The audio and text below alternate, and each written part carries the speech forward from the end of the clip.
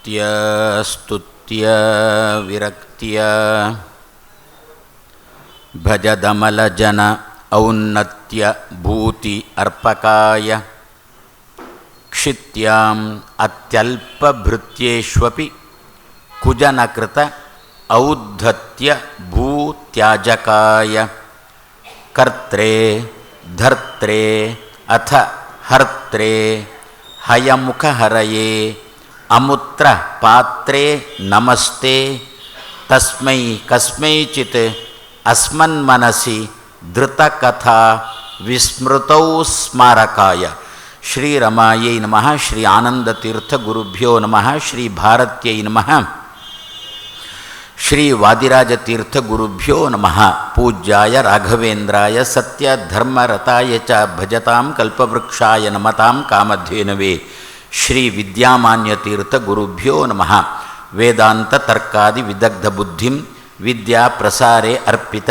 ಜೀವಿತಂ ಮುದಾ ಕೃಷ್ಣಪ್ರಿಯಂ ಧೀರಂ ಅದೀನ ಭಾಷಣಂ ನಮಾಮಿ ಉದಾರಂ ವಿಬುಧೇಶ ಯೋಗಿನಂ ಶ್ರೀ ಗುರುಭ್ಯೋ ನಮಃ ಜನ್ಮಾದಿ ಅಸ್ಯ ಯತಃ ಅನ್ವಯಾತ್ ಇತರತಃ ಚ ಅರ್ಥೇಷು ಅಭಿಜ್ಞಃ ಸ್ವರಾಟ್ ತೇನೇ ಬ್ರಹ್ಮಹೃದಯ ಆದಿಕವಯೇ ಮುಹ್ಯಂತಿ ಯಂ ಸೂರಯಃ ತೇಜೋವಾರಿ ಮೃದಾಂ ಯಥಾ ವಿನಿಮಯಃ ಯತ್ರ ತ್ರಿಸರ್ಗಃ ಮೃಷಾ ಧಾಮ್ನಾ ಸ್ವೇನ ಸದಾ ನಿರಸ್ತಕುಹಕಂ ಸತ್ಯಂ ಪರಂ ಧೀಮಹಿ ಸೃಷ್ಟಿ ಸ್ಥಿತಿ ಅಪ್ಯಯ ಈಹಾ ನಿಯತಿ ದೃಶಿ ತಮಃ ಬಂಧ ಮೋಕ್ಷಾಶ್ಚ ಯಸ್ಮಾತ್ ಅಸ್ಯ ಶ್ರೀ ಬ್ರಹ್ಮ ರುದ್ರ ಪ್ರಭೃತಿ ಸುರ ನರ ದ್ಯು ಈಶ ಶತ್ರು ಆತ್ಮಕಸ್ಯ ವಿಷ್ಣೋಃ ವ್ಯಸ್ತಾಃ ಸಮಸ್ತಾಃ ಸಕಲ ಗುಣನಿಧಿಃ ಸರ್ವದೋಷವ್ಯಪೇತಃ ಪೂರ್ಣಾನಂದಃ ಅವ್ಯಯಃ ಯಃ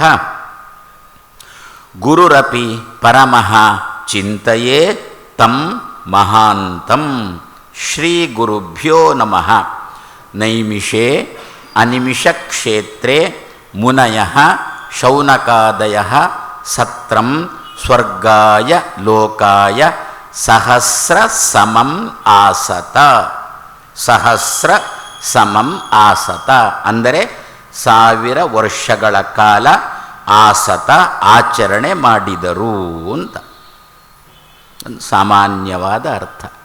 ಆದರೆ ಹಿರಿಯರು ಇದನ್ನು ಇನ್ನೊಂದು ಮುಖದಿಂದ ತೆರೆದಿಟ್ಟರು. ಸಹಸ್ರ ಸಮಂ ಅಂತಂದರೆ ಏನು ಯಜ್ಞ ಮಾಡಿದ್ರೋ, ಶೌನಕಾದಿ ಋಷಿಗಳು ಏನು ಯಜ್ಞ ಮಾಡಿದರೋ ಆ ಯಜ್ಞದ ಫಲ ಸಹಸ್ರಂ ಸಹಸರತಿ ಇವರ ಜೊತೆಗೇನೇ ಬರ್ತಾ ಇತ್ತಂತೆ. ಆದ್ದರಿಂದ ಸಹಸ್ರ ಅಂತ ಶಬ್ದ ಪ್ರಯೋಗ ಮಾಡಿದ್ದು.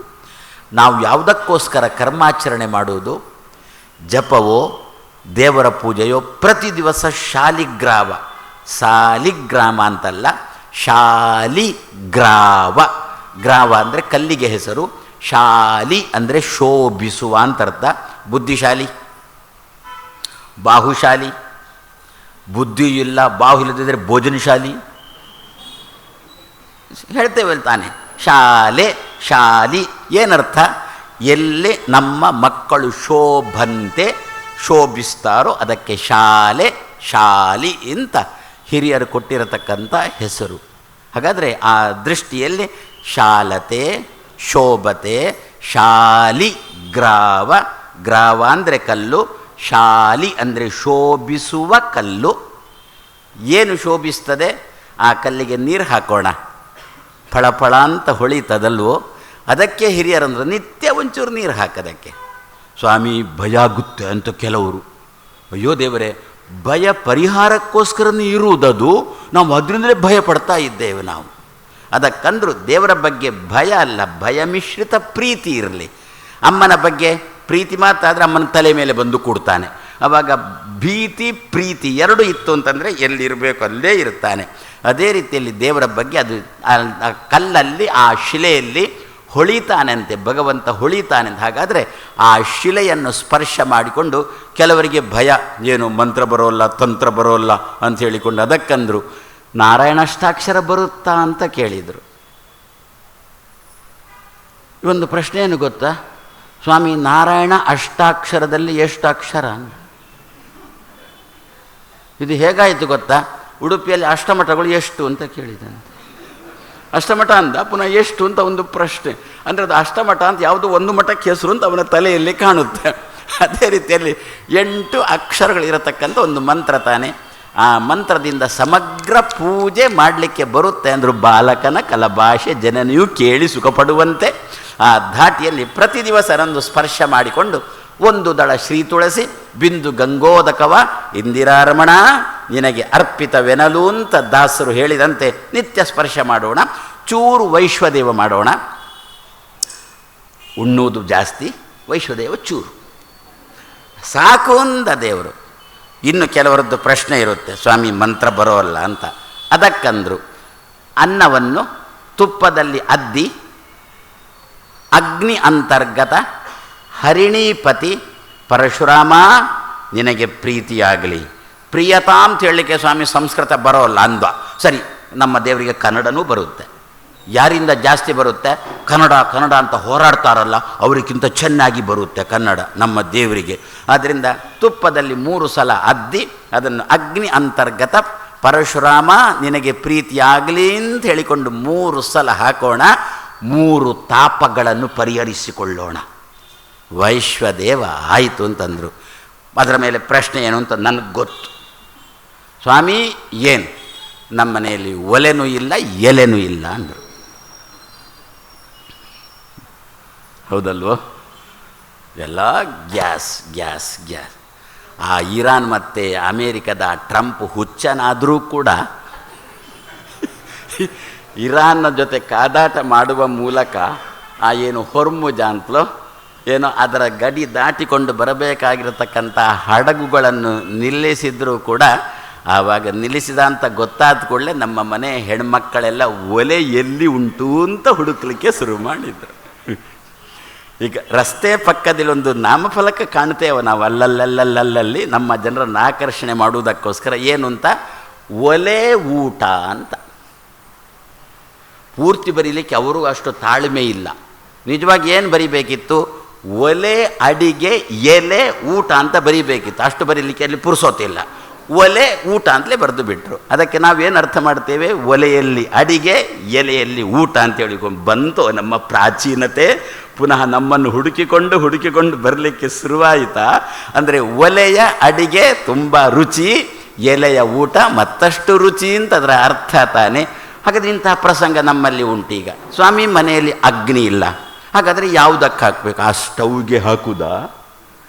ಅಂದರೆ ಅದಕ್ಕಂದ್ರೆ ಒಂದು ತಟ್ಟೆಯಲ್ಲಿ ನೀರು ಹಿಡ್ಕೊ, ಒಂದು ತಟ್ಟೆಯಲ್ಲಿ ನೀರನ್ನು ಹಿಡ್ಕೊ. ನೀರು ಯಾರು? ನೀರಿನ ಅಪ್ಪ ಯಾರು? ನೀರಿನ ಅಪ್ಪ ಅಗ್ನಿ.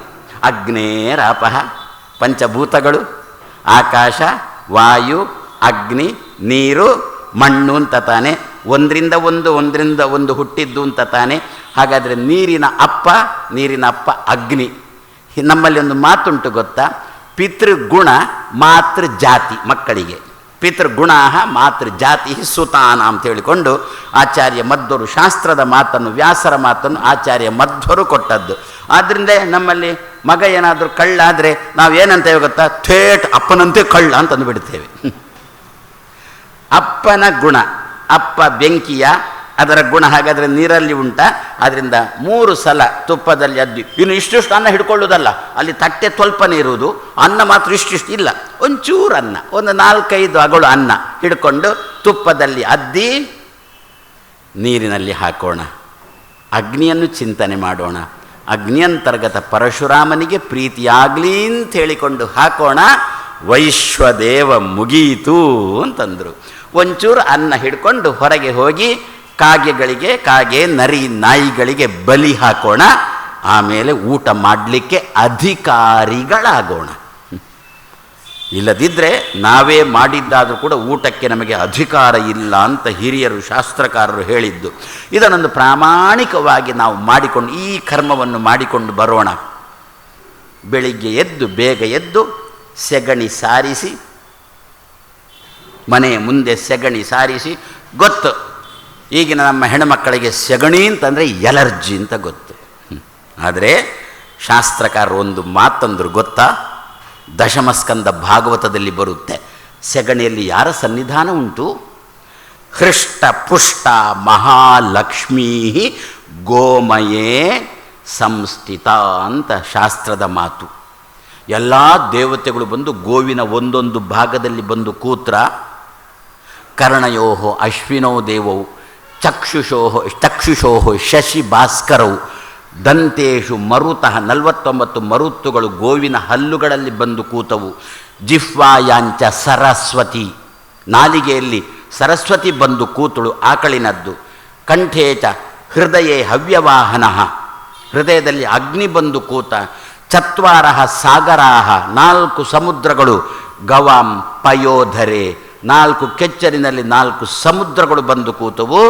ಗೋಮೂತ್ರೇ ಜಾಹ್ನವಿ ಸ್ವಯಂ, ಗೋಮೂತ್ರದಲ್ಲಿ ಗಂಗೆ ಬಂದು ಕೂತಳು. ಎಲ್ಲರೂ ಬಂದು ಕೂತರು. ನಮ್ಮ ಲಕ್ಷ್ಮಿಯಮ್ಮ ಬರುವಾಗ ಸ್ವಲ್ಪ ತಡ ಆಯಿತು. ಅದು ಇಂದು ನಿನ್ನೆದ್ದಲ್ಲ, ಆಗಿನ ಕಾಲದಿಂದಲೂ ಹಾಗೇನೆ.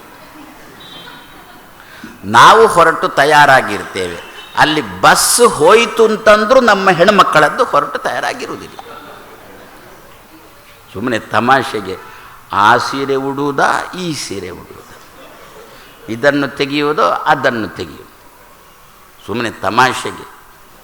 ಒಬ್ಬ ಅಗ್ನಿಶಾಮಕ ದಳದವ ಹೇಳಿದ್ದಂತೆ, 10 ಮಹಡಿಯ ಕಟ್ಟಡಕ್ಕೆ ಬೆಂಕಿ ಬಿದ್ದಾಗ 1 ಗಂಟೆಯಲ್ಲಿ ಆರಿಸ್ತೇನೆ, ಆದರೆ ಹೆಂಡತಿಯನ್ನು ಕರ್ಕೊಂಡು ಸೀರೆ ಅಂಗಡಿಗೆ ಹೋದಾಗ 10 ಗಂಟೆ ಆದರೂ ಒಂದು ಸೀರೆಯನ್ನು ಆರಿಸಲಿಕ್ಕೆ ಆಗೋಲ್ಲ ಅಂತ. ಇದನ್ನು ಸಮಾಜಕ್ಕೆ ತೋರಿಸಿಕೊಟ್ಟದ್ದು ದೃಪದನ ಹೆಂಡತಿ ಅಲ್ವೋ? ಅಲ್ಲಿ ದೃಪದನ ಹೆಂಡತಿ ತಿನ್ನಬೇಕಾಗಿರತಕ್ಕಂಥ ಹವಿಸ್ಸು, ಅವಳಿಗೆ 2 ಮಕ್ಕಳಾಗಬೇಕಿತ್ತು. ದೃಪದನಿಗೆ ಹೆಂಡತಿಯಿಂದ ಆಗಬೇಕಿತ್ತು. ಹವಿಸ್ಸನ್ನು ಅವಳು ತಿನ್ನಬೇಕಿತ್ತು. ಯಾಜೋಪಯಾಜರು ಕೈಯಲ್ಲಿ ಹಿಡ್ಕೊಂಡಿದ್ದಾರೆ. ದೃಪದ ಹೆಂಡತಿಯನ್ನು ಕರಿ, ಅವಳು ತಿನ್ನಲಿಕ್ಕಿದ್ದ ಹವಿಸ್ಸು ಅಂತಂದರೆ ಹೆಂಡತಿ ಅಂದಳಂತೆ, ನಾನು ಬೇಕಿದ್ರೆ ಸ್ವಲ್ಪ ಕಾಯಬೇಕು ಅಂತಂದ್ರಂತೆ. ಯಾಜೋಪಯಾದರಂತೆ ಕಿಮೇತಯ ಅಂತಂದ್ರಂತೆ. ದೃಪದ, ನಿನಗೆ ಮಕ್ಕಳು ಬೇಕು ಅಥವಾ ಹೆಂಡತಿಯಿಂದ ಮಕ್ಕಳು ಬೇಕು ಅಂತ ಕೇಳಿದ್ರಂತೆ. ದೃಪದ ಅಂದಂತೆ ಮಕ್ಕಳು ಬೇಕು ಅಂತಂದಂತೆ. ಹೆಂಡತಿ ತಿನ್ನಬೇಕಾಗಿರತಕ್ಕಂಥ ಹವಿಸ್ಸನ್ನು ಕೈಯಲ್ಲಿ ಹಿಡ್ಕೊಂಡ್ರು. ಹುತೆ ಹವಿಷಿ ವೈಷ್ಣವಾಭ್ಯಾಂ, ಅಗ್ನಿಯಲ್ಲಿ ಹೋಮ ಮಾಡಿದ್ರು. ಆಗಲೇ 2 ಮಕ್ಕಳು ಉದಿಸಿಕೊಂಡು ಬಂದರು. ದೃಪದ ಒಳಗಿಂದೊಳಗೆ ಸಂತೋಷಪಟ್ಟ, ಹೊರಗೆ ತೋರಿಸಿಕೊಟ್ಟಿಲ್ಲ. ಪೆಟ್ಟು ತಿನ್ನಬೇಕಾದೀತು, ಅದರಿಂದ ಹೊರಗೆ ತೋರಿಸಿಕೊಟ್ಟಿಲ್ಲ. ಇವಳು ತಿಂದದ್ದೇ ಆಗಿದ್ದರೆ 9 ತಿಂಗಳು ಕಾಯಬೇಕಿತ್ತು. ಇವಳು ಲೇಟ್ ಮಾಡಿದ್ರಿಂದ 9 ನಿಮಿಷಕ್ಕೆ ಮಕ್ಕಳು ಬಂದರು ಅಂತ ಹೇಳಿಕೊಂಡು. ಆದ್ದರಿಂದ ನಾವು ಲಕ್ಷ್ಮಿ ಬರುವಾಗ ತಡ ಆಯಿತು. ತಡ ಆದಾಗ ಲಕ್ಷ್ಮಿ ಬಂದು ಕೇಳಿದಳಂತೆ, ನನಗೆ ಜಾಗ ಎಲ್ಲಿ ಆಕಳಲ್ಲಿ ಅಂತ ಕೇಳಿದ್ದಕ್ಕೆ ಎಲ್ಲ ದೇವತೆಗಳಂದ್ರಂತೆ, ಬೇಕಿದ್ದರೆ ಗೋಮಯ ಉಂಟು ಅಂತಂದ್ರಂತೆ. ಆಕಳಿನ ಮೈಯಲ್ಲಿ ನಾವೆಲ್ಲ ಸೇರಿಯಾಗಿದೆ, ಬೇಕೋ ಆಕಳಿನಲ್ಲಿ ಜಾಗ ಬೇಕೋ, ಆಕಳಿನ ಗೋಮಯ ಉಂಟು. ಅಯ್ಯೋ ದೇವರೇ, ಇಲ್ಲಿ ಬಂದು ಕೂಡಬೇಕಂತ ಬೇಸರ ಪಟ್ಟಿಲ್ಲ ಅಂತೆ. ಹೃಷ್ಟ ಸಂತೋಷಗೊಂಡಿರತಕ್ಕಂತಹ, ಪುಷ್ಟ 4 ಆಣೆ 8 ಆಣೆ ಅಂತ ಬಿಟ್ಟರೆ ಸಣಕಲು ಅಂತ ಅರ್ಥ, ಕ್ಷೀಣಳಾದ ಲಕ್ಷ್ಮಿ ಅಂತ ಅರ್ಥ. 50,000 1 ಲಕ್ಷ ಅಂತಂದ್ಬಿಟ್ರೆ ಪುಷ್ಟಳಾದ ಲಕ್ಷ್ಮಿ ಅಂತ ಅರ್ಥ. ಹೃಷ್ಟ ಪುಷ್ಟ ಮಹಾಲಕ್ಷ್ಮೀ ಗೋಮಯೇ ಸಂಸ್ಥಿತ. ಮರ್ಯಾದೆ ಉಳಿಸಿಕೊಳ್ಳುವುದಕ್ಕೋಸ್ಕರ ಸದ್ಯ ಬಂದು ಕೂತಳು ಅಂತ ಕೇಳಿದ್ರೆ ಅಲ್ಲ, ಸದಾ ಅಂತಂದರು. ಆದ್ದರಿಂದ ಯಾರ ಮನೆಯ ಒಳಗೆ ಗೋಮಯ ಬರುತ್ತೋ ಆ ಮನೆಯ ಒಳಗೆ ಲಕ್ಷ್ಮೀ ಬಂದಳು ಅಂತ ಅರ್ಥ. ಯಾರ ಮನೆಯ ಒಳಗೆ ಗೋಮಯ ಬರಲಿಲ್ಲವೋ ಲಕ್ಷ್ಮಿ ಬರಲಿಲ್ಲ ಅಂತ ಅರ್ಥ. ಲಕ್ಷ್ಮಿಯ ಅಕ್ಕ ಬಂದಳು ಅಂತ ಅರ್ಥ. ಲಕ್ಷ್ಮಿ ಅಕ್ಕನ ಹೆಸರು ಅಲಕ್ಷ್ಮಿ ಅಂತ. ಸಮುದ್ರ ಮಥನ ಮಾಡುವಾಗ ಮೊದಲು ಹುಟ್ಟಿದ್ದು ದಾರಿದ್ರ್ಯಾಭಿಮಾನಿನಿ ಅಲಕ್ಷ್ಮಿ, ಆಮೇಲೆ ಲಕ್ಷ್ಮಿ ಹುಟ್ಟಿದ್ದು. ನಮ್ಮ ಮನೆಗೆ ಲಕ್ಷ್ಮಿ ಬೇಕೋ ಅಲಕ್ಷ್ಮಿ ಬೇಕೋ ತೀರ್ಮಾನ ನಮ್ಮದೇ. ಅದರಿಂದ ಪ್ರತಿಯೊಂದು ಮನೆಯಲ್ಲಿಯೂ ಕೂಡ ಗೋಮಯ ಇರಲಿ, ಲಕ್ಷ್ಮೀ ಸನ್ನಿಧಾನ ಇರುತ್ತೆ. ಎಲ್ಲಿ ತಂಗಿ ಇರ್ತಾಳೋ ಅಲ್ಲಿ ಅಕ್ಕ ಪ್ರವೇಶ ಮಾಡೋಲ್ಲ ಅಂತೆ, ದಾರಿದ್ರ್ಯ ಆ ಮನೆಗೆ ಬರೋಲ್ಲ ಅಂತ. ಇಲ್ಲದಿದ್ದರೆ ಅವಳು ಬಂದು ಕೂಡ್ತಾಳೆ. ಅಲ್ಲಿಂದ ಶುರುವಾಯಿತು ಹಿರಿಯಕ್ಕನ ಚಾಳಿ. ಮತ್ತೆಲ್ಲ ನಮ್ಗೆ ಗೊತ್ತು.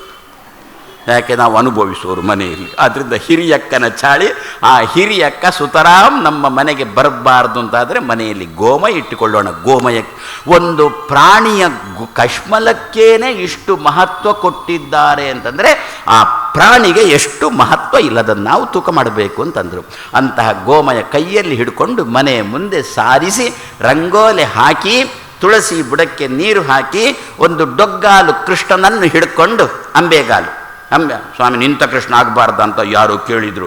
ನಿಂತ ಕೃಷ್ಣ ಆದರೆ ಯಾವಾಗ ಓಡ್ತಾನೆ ಅಂತ ಹೇಳಲಿಕ್ಕೆ ಬರೋಲ್ಲ. ಅದಕ್ಕೆ ಅಂಬೆಗಾಲು ಕೃಷ್ಣ ಅಂತ ಆದರೆ ನಿಂತು ಓಡಲಿಕ್ಕೆ ಸ್ವಲ್ಪ ಹೊತ್ತಾಗುತ್ತೆ. ಆದ್ದರಿಂದ ಅಂಬೆಗಾಲು ಕೃಷ್ಣನ ಹಿಡ್ಕೊಂಡು ಕೈಯಲ್ಲಿ ಒಂದು ಬೆಣ್ಣೆ ಮುದ್ದೆ ಹಿಡ್ಕೊಂಡಿರತಕ್ಕಂತಹ ಎಲ್ಲ ಭಾಗವತನೇ ಇದು ದಶಮಸ್ಕಂದದ ಭಾಗವತ. ನೀವು ಸ್ವಾಮಿಗಳು ಎಲ್ಲೆಲ್ಲೋ ಹೋದ್ರು ಅಂತ ಭಾವಿಸಬೇಡಿ. ಇಲ್ಲೇ ಇದ್ದೇನೆ ನಾನು, ದುರ್ಗಿಗುಡಿ ರಾಯರ ಮಠದಲ್ಲೇ ಇದ್ದೇನೆ ನಾನು. ಕೈಯಲ್ಲಿ ಒಂದು ಬೆಣ್ಣೆ ಮುದ್ದೆ ಹಿಡ್ಕೊಂಡಿರತಕ್ಕಂಥ ಕೃಷ್ಣನನ್ನು, ಯಾಕೆಂದರೆ ನಮ್ಮ ಹೆಣ್ಣುಮಕ್ಕಳು ಪ್ರತಿ ದಿವಸ ತುಳಸಿ ಪೂಜೆ ಮಾಡ್ತಾರೆ, ಮಾಡಬೇಕು. ಮನೆಯಲ್ಲಿ ಹೆಣ್ಮಕ್ಕಳು ಆರೋಗ್ಯವಂತರಾಗಿದ್ದಾರೆ ಅಂತಂದರೆ ಎಲ್ಲರೂ ಆರೋಗ್ಯವಂತರು ಅಂತಲೇ ಅರ್ಥ. ಹೆಣ್ಣುಮಕ್ಕಳಿಗೆ ಆರೋಗ್ಯ ಆಗೋದಕ್ಕೋಸ್ಕರನೇ ಅವರಿಗೆ ತುಳಸಿ ಪೂಜೆಯನ್ನು ವಿಧಾನ ಮಾಡಿದ್ರು. ಯಾಕೆ? ತುಳಸಿ ಗಿಡದಿಂದ ಬರತಕ್ಕಂಥ ಗಾಳಿಯ ಸೇವನೆ, ಮೊನ್ನೆನೇ ಅಂದಿದ್ದೆ, ಎಲ್ಲ ಸಸ್ಯಗಳು ತುಳಸಿಯ ಹಿಂದೆ ನಾನು ಹೇಳಿದ್ದರಿಂದ ತುಳಸಿ ಗಿಡದಿಂದ ಬರತಕ್ಕಂಥ ಸುವಾಸನೆ ನಮ್ಮ ಆರೋಗ್ಯವನ್ನು ಕಾಪಿಡ್ತದಲ್ವೋ. ಆದ್ದರಿಂದ ಅಲ್ಲಿ ಸ್ವಲ್ಪ ರಂಗೋಲಿ ಹಾಕ್ಕೊಂಡು ಕೈಯಲ್ಲಿ ಬೆಣ್ಣೆ ಮುದ್ದೆ ಹಿಡಿದಿರತಕ್ಕಂತಹ ಕೃಷ್ಣನನ್ನು ನಾವು ಪೂಜೆ ಮಾಡಬೇಕು. ಯಾಕೆ ಅಂತ ಯಾರೋ ಕೇಳಿದರು. ಇನ್ನೂ ಒಂದು ಹೇಳಬೇಕು ಅಂತ ಆದರೆ ಕೃಷ್ಣನ ಪ್ರತಿಮೆ ಎಷ್ಟು ದೊಡ್ಡದಿರಬೇಕು ಅಂತ. ನಮ್ಮ ಎಲ್ಲ ಮನೆಗಳಲ್ಲಿ ಒಂದುಂಟು ರಾಗ. ಏನು? ಒಂದು ದೊಡ್ಡ ದೇವರ ಪೆಟ್ಟಿಗೆ, ಇನ್ನೊಂದು ಚಿಕ್ಕ ದೇವರ ಪೆಟ್ಟಿಗೆ. ನನಗೆ ತಲೆ ತಿನ್ನಲಿಕ್ಕೆ ಶುರುವಾಯಿತು. ಆಚಾರ್ಯ ಮಧ್ವರು ಕೊಟ್ಟದ್ದು ಒಂದೇ ದೇವರನ್ನು, ದೊಡ್ಡ ದೇವರು ಚಿಕ್ಕ ದೇವರು ಅಂತ ಎರಡು ಕೊಟ್ಟಿಲ್ಲ. ಮತ್ತು ಇದು ದೊಡ್ಡ ದೇವರು ಪೆಟ್ಟಿಗೆ. ಮತ್ತೆ ನನಗೆ ಯಾರು ಹೇಳೋದು, ದೊಡ್ಡದು ಎನ್ನುವುದು ಪೆಟ್ಟಿಗೆಗೆ ಅನ್ವಯ, ದೇವರಿಗೆ ಅನ್ವಯ ಅಲ್ಲ. ದೇವರ ದೊಡ್ಡ ಪೆಟ್ಟಿಗೆ, ದೇವರ ಚಿಕ್ಕ ಪೆಟ್ಟಿಗೆ ಅಂತ ಹೇಳಿಕೊಂಡು ಎರಡು ನಾವು ಮಾಡಿಕೊಂಡಿರ್ತೇವೆ. ತುಂಬ ಸಂತೋಷ. ದೊಡ್ಡ ದೇವರ ಪೆಟ್ಟಿಗೆ ತೆಗೆಯೋದು ಯಾವಾಗ? ಮನೆಯಲ್ಲಿ ಏನಾದರೂ ಹಬ್ಬ ಹರಿದಿನಿದ್ರೆ ನಾವು ತೆಗೆಯೋಲ್ಲ, ಭಯ ಆಗುತ್ತೆ. ಮತ್ತು ಆಚಾರ್ಯರನ್ನು ಬರಲಿಕ್ಕೆ ಹೇಳ್ತೇವೆ. ಆಚಾರ್ಯ ಬಂದು ನಾವೆಲ್ಲ ಹೊರಗೆ ನಮ್ಮ ಕೆಲಸದಲ್ಲಿ ಇರ್ತೇವೆ. ಆಚಾರ್ಯರು ಬಂದರು, ದೊಡ್ಡ ದೇವರ ಪೆಟ್ಟಿಗೆ ಬಿಡಿಸಿದ್ರು, ಪೂಜೆ ಎಲ್ಲ ಮಾಡಿದರು. ಅವರು ಬಿಡಿಸೋ ಮೊದಲು ಎಷ್ಟು ತೂಕ ಇತ್ತೋ ಪೂಜೆ ಮುಗಿದ ಮೇಲೆ ತೂಕ ಕಮ್ಮಿಯಾಗಿ. ಸುಮ್ಮನೆ ತಮಾಷೆಗೆ ಹೇಳ್ತಾ ಇದ್ದೇನೆ ನಾನು. ಅಂದರೆ ನೀವೇ ಪೂಜೆ ಮಾಡಬೇಕು ಅಂತ ತಿಳಿಸೋದಕ್ಕೋಸ್ಕರ ಹೀಗೆ ಹೇಳ್ತಾ ಇದ್ದೇನೆ. ದೇವರು ದೊಡ್ಡದಾಗಲಿ ಚಿಕ್ಕದಾಗಲಿ ನಮ್ಮ ದೇವರು ನಾವು ಹೇಳಿದಂತೆ ಕೇಳ್ತಾನೆ. ಆದ್ದರಿಂದ ಕೃಷ್ಣನ ಕೈಲಿ ಒಂದು ಮುಷ್ಟಿಯೊಳಗಿರತಕ್ಕಂತಹ ಕೃಷ್ಣನ ಪ್ರತಿಮೆ ಅಂತ ನಮ್ಮಲ್ಲಿ ಒಂದು ಹಾಗುಂಟು. ಮುಷ್ಟಿಯೊಳಗೆ ಹಿಡಿಯತಕ್ಕಂಥ ಶಾಲಿಗ್ರಾಮ ಆಗಬೇಕು ಅಂತ ಉಂಟು. ಮುಷ್ಟಿಯೊಳಗಿರತಕ್ಕಂಥ ಪ್ರತಿಮೆ ಮನೆಯಲ್ಲಿ ಪೂಜೆಗೆ ಯೋಗ್ಯ ಅಂತ ಉಂಟು. ಹಾಗೇ ಮಾಡೋಣ. ಯಾಕೆ? ಮತ್ತೇನಿಲ್ಲ, ಮುಷ್ಟಿಯ ಒಳಗಿರತಕ್ಕಂತಹ ದೇವರನ್ನು ಪ್ರತಿ ದಿವಸ ಪೂಜೆ ಮಾಡಿದರೆ ದೇವರು ಎಲ್ಲಿದ್ದಾನೆ? ನಮ್ಮ ಮುಷ್ಟಿಯೊಳಗಿದ್ದಾನ್ರಿ. ಅಂದರೆ ಏನರ್ಥ? ನಾವು ಹೇಳಿದಂತೆ ಕೇಳ್ತಾನೆ ಅಂತ ಅರ್ಥ. ಇನ್ನೂ ಸ್ವಲ್ಪ ಬೇಕೋ, ಹೆಂಡತಿಯನ್ನು ಗಂಡನನ್ನು ಮುಷ್ಟಿಯೊಳಗೆ ಇಟ್ಟುಕೊಳ್ಳಿಕ್ಕೆ ಅನುಕೂಲ. ಭಾರಿ ಹಾರಾಡ್ತಾರೆ ಅಂತಾದರೆ, ಭಾರಿ ಚೀರಾಡ್ತಾರೆ ಅಂತಾದರೆ ಅವಾಗ ಮುಷ್ಟಿಯೊಳಗಿರತಕ್ಕಂಥ ದೇವರನ್ನು ಉಪಾಸನೆ ಮಾಡಿಬಿಟ್ರೆ ಮುಷ್ಟಿಯೊಳಗಿರತಕ್ಕಂಥ ಹೆಂಡತಿಯೋ ಗಂಡನಾಗಿ ಬಿಡ್ತಾನೆ. ಎಲ್ಲದಕ್ಕಿಂತ ಅದು ಬೇಡ. ಏನು ಬೇಕಾದ್ರಾಗಲಿ ನಮ್ಮ ಮುಷ್ಟಿಯೊಳಗಿರತಕ್ಕಂಥ ಮಕ್ಕಳು ನಮಗೆ ಸಿಗ್ತಾರೆ. ನಮ್ಮ ಕೈ ಮೀರಿ ಹೋಗತಕ್ಕಂಥ ಮಕ್ಕಳು ಸಿಗೋಲ್ಲ, ನಮ್ಮ ಹಿಡಿತದಲ್ಲಿರುವ ಮಕ್ಕಳು ನಮಗೆ ಸಿಗ್ತಾರೆ. ಅದಕ್ಕೋಸ್ಕರ ಮುಷ್ಟಿಯ ಒಳಗೆ ಇರತಕ್ಕಂತಹ ದೇವರನ್ನು ಪ್ರತಿ ದಿವಸ ಪೂಜೆ ಮಾಡಿ ಹೆಣ್ಮಕ್ಕಳು ಪ್ರತಿ ದಿವಸ ಪೂಜೆ. ಇದೇ ಮಾಡತಕ್ಕಂಥ ಕರ್ಮಾಚರಣೆ. ಕೈಯಲ್ಲಿ ಏನು ಕೊಡಬೇಕು? ಬೆಣ್ಣೆ ಕೊಡಬೇಕು. ಅಂದರೆ ನಿತ್ಯ ಪೂಜೆ ಮಾಡ್ತೇವಲ್ಲ, ಒಂದು ಅನುಸಂಧಾನಕ್ಕೋಸ್ಕರ ನಾನು ಹೇಳ್ತಾ ಇದ್ದೇನೆ, ಕೊಡ್ತಾ ಇದ್ದೇನೆ. ನನಗೆ ವಿದ್ಯಾಮಾನ್ಯರು ಹೇಳಿದ್ದುಂಟು, ಸುಮ್ಮನೆ ಕತೆ ಗೀತೆ ಹೇಳಿಕೊಂಡು ಹೋಗಬೇಡ ಅಂತ. ನಾನು ಅವರಲ್ಲಿ ವಿದ್ಯಾಭ್ಯಾಸ ಮುಗಿಸಿ ಹೊರಗೆ ಬಂದಾಗ ಅವರು ಮೊದಲು ಹೇಳಿದ್ದು, ಮಹಾಭಾರತನೋ ಭಾಗವತನೋ ರಾಮಾಯಣದ್ದು ಕತೆ ಹೇಳಬೇಡ ಅಂದರು. ಯಾಕೆ ಅಂತ ಕೇಳಿದೆ. ನೀನು ಕತೆ ಶುರು ಮಾಡಿಬಿಟ್ರೆ ಕೂತವರು, ಸ್ವಾಮಿ ನೀವು ಸುಮ್ಮನೆ ಕೂಡಿ ಕತೆ ನಾವು ಹೇಳ್ತೇವೆ ಅಂತ ಶುರು ಮಾಡ್ತಾರೆ. ಆದ್ದರಿಂದ ಕಥೆಯೆಲ್ಲ ಹೇಳಲಿಕ್ಕೆ ಹೋಗಬೇಡ, ಕತೆ ಹೇಳಿ ವ್ಯಥೆ ಪಡಬೇಡ. ಆ ಕಥೆಯಲ್ಲಿ ಏನಾದರೂ ಸಾರ ಇದ್ದರೆ ಅದನ್ನು ಸಮಾಜಕ್ಕೆ ತಿಳಿಸಲಿಕ್ಕೆ ಪ್ರಯತ್ನ ಮಾಡು ಅಂತ ವಿದ್ಯಾಮಾನ್ಯರು, ವಿಭುದೇಶ ತೀರ್ಥರು, ನನ್ನ ಗುರುಗಳು, ನನಗೆ ಆಶ್ರಮ ಕೊಟ್ಟವು ಪೂರ್ಣಪ್ರಜ್ಞ ಗುರುಗಳು ವಿಭುದೇಶ ತೀರ್ಥ, ಅವರು ಮಾಡಿರತಕ್ಕಂಥ ಅನುಗ್ರಹದಿಂದ ಕೈಯಲ್ಲಿ ಬೆಣ್ಣೆ ಹಿಡ್ಕೊಂಡಿರತಕ್ಕಂಥ ಕೃಷ್ಣನ ಉಪಾಸನೆ. ಯಾಕೆ ಗೊತ್ತಾ? ಬೆಣ್ಣೆಗೆ ಅಭಿಮಾನಿ ಯಾರು? ವಾಯುದೇವರಲ್ಲೋ. ಬೆಣ್ಣೆಗೆ ಅಭಿಮಾನಿ ಒಂದೊಂದಕ್ಕೆ ಒಬ್ಬೊಬ್ಬರು ದೇವತೆ ಅಭಿಮಾನಿ ಅಂತಿದ್ದಾರಲ್ಲ, ಅದೇ ರೀತಿಯಲ್ಲಿ ಬೆಣ್ಣೆಗೆ. ಆದ್ದರಿಂದಲೇ ಕೃಷ್ಣ ಏನು? ಬೆಣ್ಣೆ ಪ್ರಿಯ. ಕೃಷ್ಣ ಬೆಣ್ಣೆ ಕದ್ದ ಅಂದರೆ ಏನರ್ಥ? ತುಂಬ ಬೇಕಾದದ್ದು ಅವನು ಕದೀತೇವಲ್ಲ. ಆದ್ದರಿಂದಲೇ ನೋಡಿ, ನಾವು ಸಾಯುವುದು ನಮ್ಗೆ ಗೊತ್ತಾ? ಯಾವಾಗ ಸಾಯ್ತೇವೆ ಅಂತ ನಮಗೇನು ಈಗ ತೋರುತ್ತೆ, ಅಯ್ಯೋ ನಾನು ಸಾಯುವ ಜೀವನವನ್ನು ದೇವರೊಂದು ಹೇಳಬಾರ್ದಿತ್ತ ಅಂತ. ಇಂಥ ದಿವಸ ಸಾಯ್ತೇನೆ ದೇವರು ನನಗೊಂದು ತಿಳಿಸಿಕೊಟ್ಟಿದ್ರೆ ಎಷ್ಟು ಚೆನ್ನಾಗಿತ್ತು ಅಂತ. ದೇವರಂದ, ಸಾಯುವ ತನಕ ನಿನ್ನ ಮುಖದಲ್ಲಿ ನಾನು ನಗು ಕಾಣಬೇಕು, ಅದಕ್ಕೋಸ್ಕರ ಸಾಯುವ ದಿವಸ ಹೇಳೋಲ್ಲ ಅಂತಂದ. ಒಂದು ವೇಳೆ ಸಾಯುವ ದಿವಸ ನಮಗೆ ಗೊತ್ತಾದ್ದೇ ಆಗಿದ್ದರೆ ನಮ್ಮ ಮುಖದಲ್ಲಿ ನಗು ಇರ್ತಿತ್ತ? ಏನ್ರಿ ಇನ್ನು 9 ವರ್ಷ ಅಂತೆ, ಇನ್ನು 8 ವರ್ಷ ದಿವಸ ಇದರಲ್ಲೇ ಕೊರಗಿದ್ದಾಯಿತು. ಇದು ಹಾಗಲ್ಲ, ಸಾಯುವ ಕ್ಷಣದ ಹಿಂದಿನ ದಿವಸ ತನಕನೂ ಆರಾಮ ಆರಾಮ ಆರಾಮ. ಅದಕ್ಕೋಸ್ಕರ ಹಾಗಾದರೆ ಏನು ಮಾಡಿದ? ನಮಗೆ ಹೇಳದಂತೇನೆ ನಮ್ಮ ದೇಹದಲ್ಲಿದ್ದ ವಾಯುದೇವರನ್ನು ಕದ್ದ. ನಮಗೆ ಗೊತ್ತೇ ಇಲ್ಲ, ಇಲ್ಲೇ ಇದ್ದಾನೆ, ವಾಯು ಇಲ್ಲೇ ಉಂಟು, ಗಾಳಿ ಇಲ್ಲೇ ಉಂಟು, ನಮಗೆ ಗೊತ್ತಿಲ್ಲದಂತೇನೆ ಕದ್ದ ಅಲ್ವೋ? ಅದೇ ಬೆಣ್ಣೆ ಕದ್ದ ಅಂದರೆ. ಬೆಣ್ಣೆಗೆ ಅಭಿಮಾನಿ ವಾಯುದೇವರಲ್ವೋ? ಅಂದರೆ ಏನರ್ಥ? ವಾಯುದೇವರನ್ನು ಕೈಯಲ್ಲಿ ಹಿಡ್ಕೊಂಡ ಅಂತ ಅರ್ಥ ಅಲ್ವೋ? ವಾಯುದೇವರು ಯಾರು? ಸಮಸ್ತ ಜೀವರಾಶಿಗಳಿಗೆ ಅಭಿಮಾನಿ ವಾಯುದೇವರು. ಹಾಗಾದರೆ ಕೃಷ್ಣ ಯಾರನ್ನು ಕೈಯಲ್ಲಿ ಹಿಡ್ಕೊಂಡದ್ದು? ಸಮಸ್ತ ಜೀವರಾಶಿಗಳನ್ನು ಕೂಡ ಕೃಷ್ಣ ತನ್ನ ಕೈಯಲ್ಲಿ ಹಿಡ್ಕೊಂಡಿದ್ದಾನೆ ಅಂತ ಅರ್ಥ ಅಲ್ವೋ? ಯಾಕೆ? ಜೀವರಾಶಿಗಳ ಮೇಲೆ ಪ್ರೀತಿ ಉಂಟು, ಅದಕ್ಕೋಸ್ಕರ ಕೈಯಲ್ಲಿ ಹಿಡ್ಕೊಂಡ. ಅಂತಹ ಕೃಷ್ಣನನ್ನು ಅಲ್ಲ, ಪ್ರೀತಿ ಇದ್ದರೆ ಕೈಯಲ್ಲಿ ಹಿಡ್ಕೊಳ್ಳೋದ? ಹೌದು. ನಿಮಗೊಂದು ಉದಾಹರಣೆ ಕೊಡ್ತೇನೆ. ನಾನಿಲ್ಲಿ 6 ಗಂಟೆಗೆ ಇರಬೇಕಿತ್ತು ಅಂತ ಭಾವಿಸೋಣ. ಉಡುಪಿಯಿಂದ ನನಗೆ ಬರಲಿಕ್ಕೆ 3-3.5 ತಾಸು ಬೇಕು. ಏನೋ ಉಡುಪಿಯಲ್ಲಿ ಕೆಲಸ ಇತ್ತು, ಹೊರಡುವಾಗ 4-4:15 ಆಯಿತು. ಆದರೆ 6 ಗಂಟೆಗೆ ಇಲ್ಲಿದ್ದೇನೆ ನಾನು. ಆವಾಗ ವ್ಯವಸ್ಥಾಪಕರು ಕೇಳಿಬಿಟ್ರು, ಸ್ವಾಮಿ ನೀವು ಹೊರಡುವಾಗಲೇ 4 ಗಂಟೆ ಆಗ್ತದೆ ಅಂತ ಹೇಳಿದ್ದೀರಾ, 6 ಗಂಟೆಗೆ ಬಂದಾಯ್ತಾ ನೀವು ಅಂತಂದಾಗ ನಾನಂದೆ, ನನ್ನ ಚಾಲಕ ಅಷ್ಟು ವೇಗವಾಗಿ ಓಡಿಸಿದ ಗಾಡಿಯನ್ನು. ಹೌದಾ, ಅಷ್ಟು ವೇಗವಾಗಿ ಓಡಿಸಿದ, ನಾವು ತುಂಬ ವೇಗವಾಗಿ ಓಡಿಸಿದ, ನಾನು ಮಾತ್ರ ನನ್ನ ಪ್ರಾಣವನ್ನು ಕೈಯಲ್ಲೇ ಹಿಡ್ಕೊಂಡು ಕೂತಿದ್ದೆ. ಇದೊಂದು ಮಾತು ನಮ್ಮಲ್ಲಿ ಉಂಟಾ? ಯಾಕೆ ಪ್ರಾಣವನ್ನು ಯದ್ಯಪಿ ದುಡ್ಡಿನ ಬ್ಯಾಗ್ ಕೈ ಹತ್ತಿರದಲ್ಲೇ ಉಂಟು, ಅದನ್ನು ಕೈಯಲ್ಲಿ ಹಿಡ್ಕೊಳ್ಳಿಲ್ಲ. ಮತ್ತು ಕೈಯಲ್ಲಿ ಹಿಡ್ಕೊಂಡಿದ್ದು ಯಾವುದನ್ನು? ಪ್ರಾಣವನ್ನು. ನನ್ನ ಪ್ರಾಣವನ್ನು ಕೈಯಲ್ಲೇ ಹಿಡ್ಕೊಂಡು ಕೂತಿದ್ದೆ. ಅವ ಅಷ್ಟು ಅಂದರೆ ಏನರ್ಥ?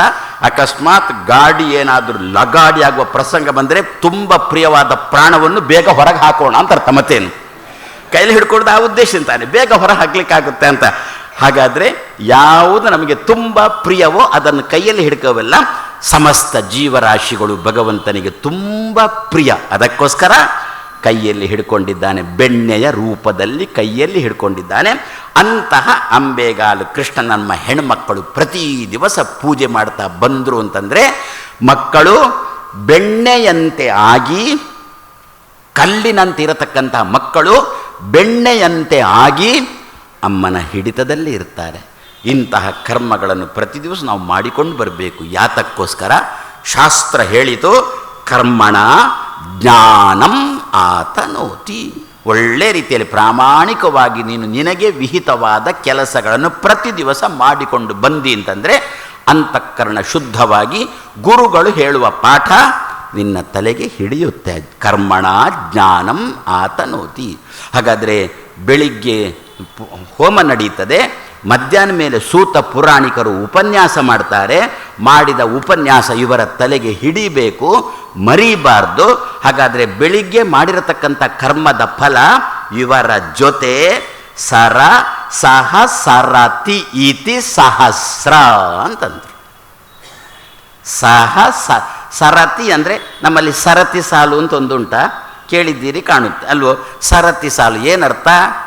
ಸರತಿ ಸಾಲು ಅಂತಂದರೆ ಮೂಮೆಂಟ್ ಇರುವ ಸಾಲು ಅಂತ ಅರ್ಥ. ಸರತಿ ಸಾಲು ಅಂತಂದರೆ ಸಾಲಲ್ಲಿ ನಿಲ್ಲಿ ಅಂತಂದರು. ಸಾಲಲ್ಲಿ ನಿಂತಂದಾಗ ಸಾಲು ಮಾಡಿಬಿಟ್ರು, ಹಾಗೆ ನಿಂತುಕೊಂಡ್ರು. ಅವರಲ್ಲಿ ಮೂಮೆಂಟ್ ಆಗಬೇಕು. ಆವಾಗ ಮತ್ತೊಬ್ರು ಅಂದರು ಸರತಿ ಸಾಲು ಅಂತ ಅಂದುಬಿಟ್ರು. ಆವಾಗ ಅಲ್ಲಿ ಮೂಮೆಂಟ್ ಇರಬೇಕು ಅಂತ ಅರ್ಥ. ಅವರು ಮುಂದೆ ಮುಂದೆ ಮುಂದೆ ಮುಂದೆ ಹೋಗ್ತಾ ಇರಬೇಕು ಅಂತ ಅರ್ಥ. ಹಾಗಾದರೆ ನೋಡಿ, ಸರ್ ಅಂತಂತೇವಲ್ಲ ಶಾಲೆಯಲ್ಲಿ, ಹೆಣ್ಮಕ್ಕಳು ಅಂತಾದರೆ ಏನು ಅಂತ ಕರಿತೀರಾ? ಮೇಡಮ್ಮ, ಮಿಯಾವ್ ಅಂತಲೂ ಅಲ್ಲ, ಮ್ಯಾಮ್ ಅಂತಲೂ. ಮತ್ತೊಂದುಂಟು ಕಾಣುತ್ತೆ, ಮಿಸ್ ಅಲ್ಲೋ, ಅದೊಂದುಂಟು. ಅದು ಯಾಕೆ ಮಿಸ್ ಅಂತ ಬಂತು? ಯಾರೋ ನನ್ನ ಹತ್ರ ಕೇಳಿದರು. ಮಕ್ಕಳು ಏನಾದರೂ ತಮ್ಮ ಸಬ್ಜೆಕ್ಟಲ್ಲಿ ಡೌಟ್ಸು ಬಂದಾಗ ಅದನ್ನು ಹಿಡ್ಕೊಂಡು ಟೀಚರ್ಸ್ ರೂಮಿಗೆ ಹೋದರೆ ಟೀಚರ್ಸ್ ಮಿಸ್, ಅಲ್ಲಿ ಇರುವುದೇ ಇಲ್ಲ. ಮಿಸ್ ಕಾಲ್ ಅಂತ ಇರುತ್ತಲ್ಲ, ಹಾಗೆ ಟೀಚರ್ಸ್ ಅದಕ್ಕೆ ಅದನ್ನೆಲ್ಲ ಬದಲಿಸಿದ್ರು, ಮಿಸ್ ಅಂತ ಬದಲಿಸಿದ್ರು. ಗಂಡಸರು ಅಂತ ಆದರೆ ಸರ್ ಅಂತಂತೇವಲ್ಲ, ಯಾಕೆ ಸರ್ ಅಂತ ಅನ್ನೋದು? ಸರತಿ. ತರಗತಿಯಲ್ಲಿ ಕೂತ್ಕೊಂಡು ಪಾಠ ಮಾಡಬಾರ್ದವ. ನಮ್ಮ ಇಷ್ಟು ಪೂರ್ಣ ಪ್ರಜ್ಞೆಗಳು ಉಂಟು, ಗುರುಗಳು ಆರಂಭ ಮಾಡಿರತಕ್ಕಂಥ ಇಷ್ಟು ಪೂರ್ಣ ಪ್ರಜ್ಞೆಗಳು, ಭದ್ರಾವಳಿತಿ ಒಂದುಂಟು ಪೂರ್ಣ ಪ್ರಜ್ಞೆ. ಯಾವುದೇ ತರಗತಿಯಲ್ಲಿ ಮೇಜು ಉಂಟು, ಕುರ್ಚಿ ಇಲ್ಲ. ಯಾಕೆ? ಟೀಚರ್ಗಳು ಕೂತ್ಕೊಳ್ಬಾರ್ದು ಅಂತ, ಅವರು ನಿಂತುಕೊಂಡೇ ಪಾಠ ಮಾಡಬೇಕು ಅಂತ. ಯಾಕೆ? ಕೂತರು ಅಂತಂದು ಬಿಟ್ಟರೆ ಹಿಂಬದಿಯ ವಿದ್ಯಾರ್ಥಿ ಕಾಣಿಸೋಲ್ಲ, ಅವನು ಕಾಣಬೇಕು. ಅದು ಪ್ರತಿಯೊಬ್ಬ, ಅದಕ್ಕೋಸ್ಕರ ಒಂದು ತರಗತಿಯಲ್ಲಿ 45 ವಿದ್ಯಾರ್ಥಿಗಳು. ಯಾಕೆ? 45 ನಿಮಿಷದ ಪಿರಿಯಡ್ ಅದು. ಒಬ್ಬೊಬ್ಬ ವಿದ್ಯಾರ್ಥಿಗೆ ಒಂದೊಂದು ನಿಮಿಷದಂತೆ 45 ನಿಮಿಷ, 45 ವಿದ್ಯಾರ್ಥಿ. ಅವಾಗ ನಿಂತುಕೊಂಡೇ ಪಾಠ ಮಾಡಬೇಕು. ನಿಂತುಕೊಂಡಲ್ಲ, ಆಚೆ ಈಚೆ ಸರತಿ. ಅಧ್ಯಾಪಕ ಆಚೆಚೆ ತಿರುಗಾಡಿಕೊಂಡು ಪಾಠ ಮಾಡಲು ವಿದ್ಯಾರ್ಥಿಗಳು ಕುಳಿತು ಕೇಳುವರು. ಅಧ್ಯಾಪಕ ಕುಳಿತು ಪಾಠ ಮಾಡಲು ವಿದ್ಯಾರ್ಥಿಗಳು ಮಲಗಿ ಕೇಳುವರು. ಅದಕ್ಕೋಸ್ಕರ ನಿಧಾನಕ್ಕೆ ಆಚೆ ಈಚೆ ಸರತಿ ಇತಿ ಸರ್. ಹಾಕಿದ ಕೂಡಲೇ ಸರಕ್ಕನೆ ಹೋದರೆ ಸಾರು. ಊಟದಲ್ಲಿ ಸಾರು ಅಲ್ವ, ಅದು ಸರಲ್ಲ, ಅದು ಸಾರು. ಯಾಕೆ? ಹಾಕಿದ ಕೂಡಲೇ ಹೋಗಿಬಿಡುತ್ತೆ ಅದು. ಇವರಾದರೆ ನಿಧಾನಕ್ಕೆ ಸರತಿ ಅಲ್ವೋ? ಹಾಗಾದರೆ ಸಹಸ್ರ ವಿದ್ಯಾರ್ಥಿಗಳ ಜೊತೆಗೆ ತಾನು ಸಂಚಾರ ಮಾಡಿಕೊಂಡಿರಬೇಕು. ಅವನನ್ನು ಸರ್ ಅಂತ ಎನ್ನುವ ಶಬ್ದದಿಂದ ಕರೆದ್ರು. ಇವರು ಮಧ್ಯಾಹ್ನ ಬೆಳಿಗ್ಗೆ ಮಾಡಿರತಕ್ಕಂಥ ಕರ್ಮದ ಫಲ ಇವರ ಜೊತೆಗೆ ಮಧ್ಯಾಹ್ನ ಉಪನ್ಯಾಸ ಆಗುತ್ತಲ್ಲ, ಆವಾಗ ಇವರ ಜೊತೆಗೇನೆ ಅದು ಸರತಿ. ಅವರ ಜೊತೆಗೆ ಕರ್ಮದ ಫಲ ಇವರ ಜೊತೆಗೆ ಇರಬೇಕು. ಆದ್ದರಿಂದ ಸಹಸ್ರ ಸಮಂ ತಂದುಬಿಟ್ರೆ ಕರ್ಮದ ಫಲ ಜೊತೆಗೆ ಬರುವ ರೀತಿಯಲ್ಲಿ ಯಾಗಗಳನ್ನು ಮಾಡ್ತಾರೆ. ಸಹಸ್ರನಾಮ ಅಂತ ಕೇಳಿದ್ದೇವಾ? ಏನು ಸಹಸ್ರನಾಮ? 999 ಕೂಡಿಸು 1 ಸಹಸ್ರ, 1000. ಕೆಲವು ಸಲ 1008, ನಾವು 1008 ಆದರೂ 1000 ಅಂತಲೇ ಕರೆಯುವುದು. 900 ಕೆಲವರು ಹೇಳುವಾಗ ನಾನಾ ರೀತಿಯಲ್ಲಿ ವಿಭಾಗ ಮಾಡ್ತಾರೆ ಅದನ್ನು. ಅದೇ ಮೊನ್ನೆ ನಾಮಾವಳಿ ಅಂತಂದೆ ಅಲ್ವೋ, ಅದನ್ನು ವಿಭಾಗ ಮಾಡುವಾಗ ವಿಶ್ವಾಯ ನಮಃ, ವಿಷ್ಣವೇ ನಮಃ, ವಷಟ್ಕಾರಾಯ ನಮಃ ಅಂತ ಹೀಗೆ ಹೇಳ್ತಾ ಮಹರ್ಷಯೇ ನಮಃ, ಕಪಿಲಾಚಾರ್ಯಾಯ ನಮಃ, ಅಲ್ಲದೆ ಬರುತ್ತೆ ತಾನೆ ಮಹರ್ಷಿ ಕಪಿಲಾಚಾರ್ಯ ಕೃತಜ್ಞ ಮೇದಿನೀಪತಿ ಅಂತೇಳಿ ಮಹರ್ಷಯೇ ನಮಃ, ಕಪಿಲಾಚಾರ್ಯಾಯ ನಮಃ ಅಂತ ಕೆಲವರಂತಾರೆ. ಹಾಗೆ ಹೇಳಿಕೊಂಡು ಹೋದಾಗ ಅಲ್ಲಿ 1000 ದಾಟಿತು. ಮರುದಿವಸ ಏನು ಮಾಡಿದ? ಮಹರ್ಷಿ ಕಪಿಲಾಚಾರ್ಯನ ಒಂದೇ ಮಾಡಿದ. ಹಾಗಾದ್ರೆ ಅದು ಬೇರೆ ಸ್ಪ್ಲಿಟ್ ಮಾಡಲಿಕ್ಕೂ ಬರುತ್ತೆ, ಒಂದು ಮಾಡಲಿಕ್ಕೂ ಬರುತ್ತೆ. ಆದ್ದರಿಂದ 1000 ಅಂದರೆ 999 ಕೂಡಿಸು 1 1000 ಅಂತ ಹೀಗೆ ಅರ್ಥ ಅಲ್ಲ. ಇರಲಿ ಅರ್ಥ. ಮತ್ತೆ ಸಹಸ್ರನಾಮ ಅಂದರೆ ನಮ್ಮ ಜೊತೆಗೆ ಸಂಚಾರ ಮಾಡುವ ನಾಮಗಳು ಸಹಸ್ರನಾಮಗಳು. ಸಹಸ್ರತಿ ನಮ್ಮ ಜೊತೆಗೆ. ಅದರ ಬಗ್ಗೆ ವಿವರಣೆ ಮಾಡಲಿಕ್ಕೆ ಹೋದರೆ ಬೃಹತಿ ಸಹಸ್ರ ಅಂತ ಕೇಳಿದ್ದೀರಲ್ಲ, ನಾವೆಲ್ಲ ಕೇಳಿದ್ದೇವೆ. ಅದು ಸಹಸ್ರನಾಮಕ್ಕೆ ಸಂಬಂಧಪಟ್ಟದ್ದಲ್ವೋ ಬೃಹತಿ ಸಹಸ್ರ ಎನ್ನುವುದು? ಏನರ್ಥ ಅದು? ಬೃಹತಿ ಸಹಸ್ರ ಅಂದರೆ ಅದೊಂದು ಋಗ್ವೇದ ಮಂತ್ರಗಳ ಒಂದು ಗುಂಪು. ಎಷ್ಟು ಅಕ್ಷರ ಉಂಟು? 72,000 ಅಕ್ಷರಗಳು ಆ ಮಂತ್ರಗಳಲ್ಲಿ ಉಂಟಂತೆ. ಒಂದೊಂದು ನಾಮಕ್ಕೆ ಅದನ್ನು 36 ಅಂತ ಹೀಗೆ ವಿಭಾಗ ಮಾಡಿಕೊಂಡು ಬಂದರು. ಅದನ್ನು 72,000 ನಾಮಗಳು ಅಂತ. ನಮ್ಮ ದೇಹದಲ್ಲಿ ನಾಡಿಗಳು ಎಷ್ಟು? 72,000. ಇನ್ನು ಸಿಗೋದು ಹುಡುಕ್ಲಿಕ್ಕೆ ಹೋಗಬೇಡಿ, ಸಿಗೋಲ್ಲ. ಹಿರಿಯರಂದಿದ್ದಾರೆ 72,000 ನಾಡಿಗಳು. ಒಂದೊಂದು ನಾಡಿಗೆ ಸಂಬಂಧಪಟ್ಟು 72,000 ಅಕ್ಷರಗಳು, 72,000 ನಾಡಿಗಳು, ಒಂದೊಂದು ನಾಡಿಗೆ ಸಂಬಂಧಪಟ್ಟು ಒಂದೊಂದು ಅಕ್ಷರಗಳು, ಒಂದೊಂದು ನಾಮಗಳಿಗೆ ಸಂಬಂಧಪಟ್ಟದ್ದು ಅಂತ. ನಾಡಿಗಳು ನಮ್ಮ ಜೊತೆಗೇನೆ ಹೋಗ್ತಾವ. ಹಾಗಾದರೆ ಈ 72,000 ನಾಡಿಗಳಿಗೆ ಸಂಬಂಧಪಟ್ಟ 72,000 ಅಕ್ಷರಗಳು ಉಳ್ಳ ಬೃಹತಿ ಸಹಸ್ರ ಎನ್ನುವ ಮಂತ್ರ, ಸಹಸ್ರನಾಮಕ್ಕೆ ಸಂಬಂಧಪಟ್ಟ ಮಂತ್ರವೂ ಕೂಡ 72,000 ನಾಡಿಗಳ ಜೊತೆಗೇನೆ ಬರಬೇಕಲ್ವೋ? ನಾಡಿಗಳು 72,000 ಅಂತಿದ್ದ ಮೇಲೆ, ಅಕ್ಷರಗಳು 72,000 ಅಂತ ಆದಮೇಲೆ, ಆ ಬೃಹತಿ ಸಹಸ್ರ ಎನ್ನುವುದರಲ್ಲಿ 72,000 ಅಕ್ಷರಗಳು ಅಂತ ಆದಮೇಲೆ ನಾಡಿಗಳ ಜೊತೆಗೇನೆ ಇರಬೇಕಲ್ವೋ? ಆದ್ದರಿಂದ ಅಷ್ಟು ಬೃಹತಿ ಸಹಸ್ರವನ್ನು ಹೇಳಲಿಕ್ಕೆ ನಮ್ಮಿಂದ ಆಗದಿರುವಾಗ ಅದನ್ನು ಸಮ್ಮರೈಸ್ ಮಾಡಿದರು. ಸಮ್ಮರೈಸ್ ಮಾಡಿ 1000 ನಾಮಗಳು ಅಂತ ಕೊಟ್ಟರು. ಆ 1000 ನಾಮಗಳು ನಮ್ಮ ಜೊತೆಗೇನೆ ಬರಬೇಕಾದಕ್ಕೆ ಸಹಸ್ರನಾಮ ಅಂತ ಹೆಸರು.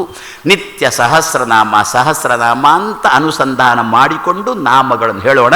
ನಮ್ಮ ಜೊತೆಗೇನೆ ಆ ನಾಮಗಳು ಬರ್ತಾವೆ ಅಂತಂದರು. ನಾಮದ ಅರ್ಥ ಭಗವಂತನ ರೂಪ ನಮ್ಮ ಜೊತೆಗೇನೆ ಬರ್ತದೆ ಅಂತಂದರು. ಬಿಡಿ, ಅದು ಬಿಡಿ, ಸ್ವಲ್ಪ ಕಷ್ಟ ಆಯಿತು ಅಂತ ಗೊತ್ತು.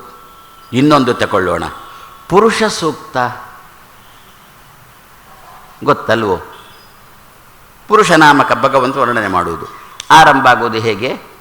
ಸಹಸ್ರ ಶೀರ್ಷ ಪುರುಷ ಸಹಸ್ರಾಕ್ಷ ಸಹಸ್ರಪಾತ್. ಶಾಸ್ತ್ರಕಾರರಿಗೆ ಲೆಕ್ಕ ಬರೋಲ್ವಾ? ಯಾಕೆ? ತಲೆ ಎಷ್ಟು? ಸಹಸ್ರ ಶೀರ್ಷ ಅಂದರೆ ತಲೆ ಎಷ್ಟು? 1000. ಸಹಸ್ರ ಶೀರ್ಷ ಪುರುಷ.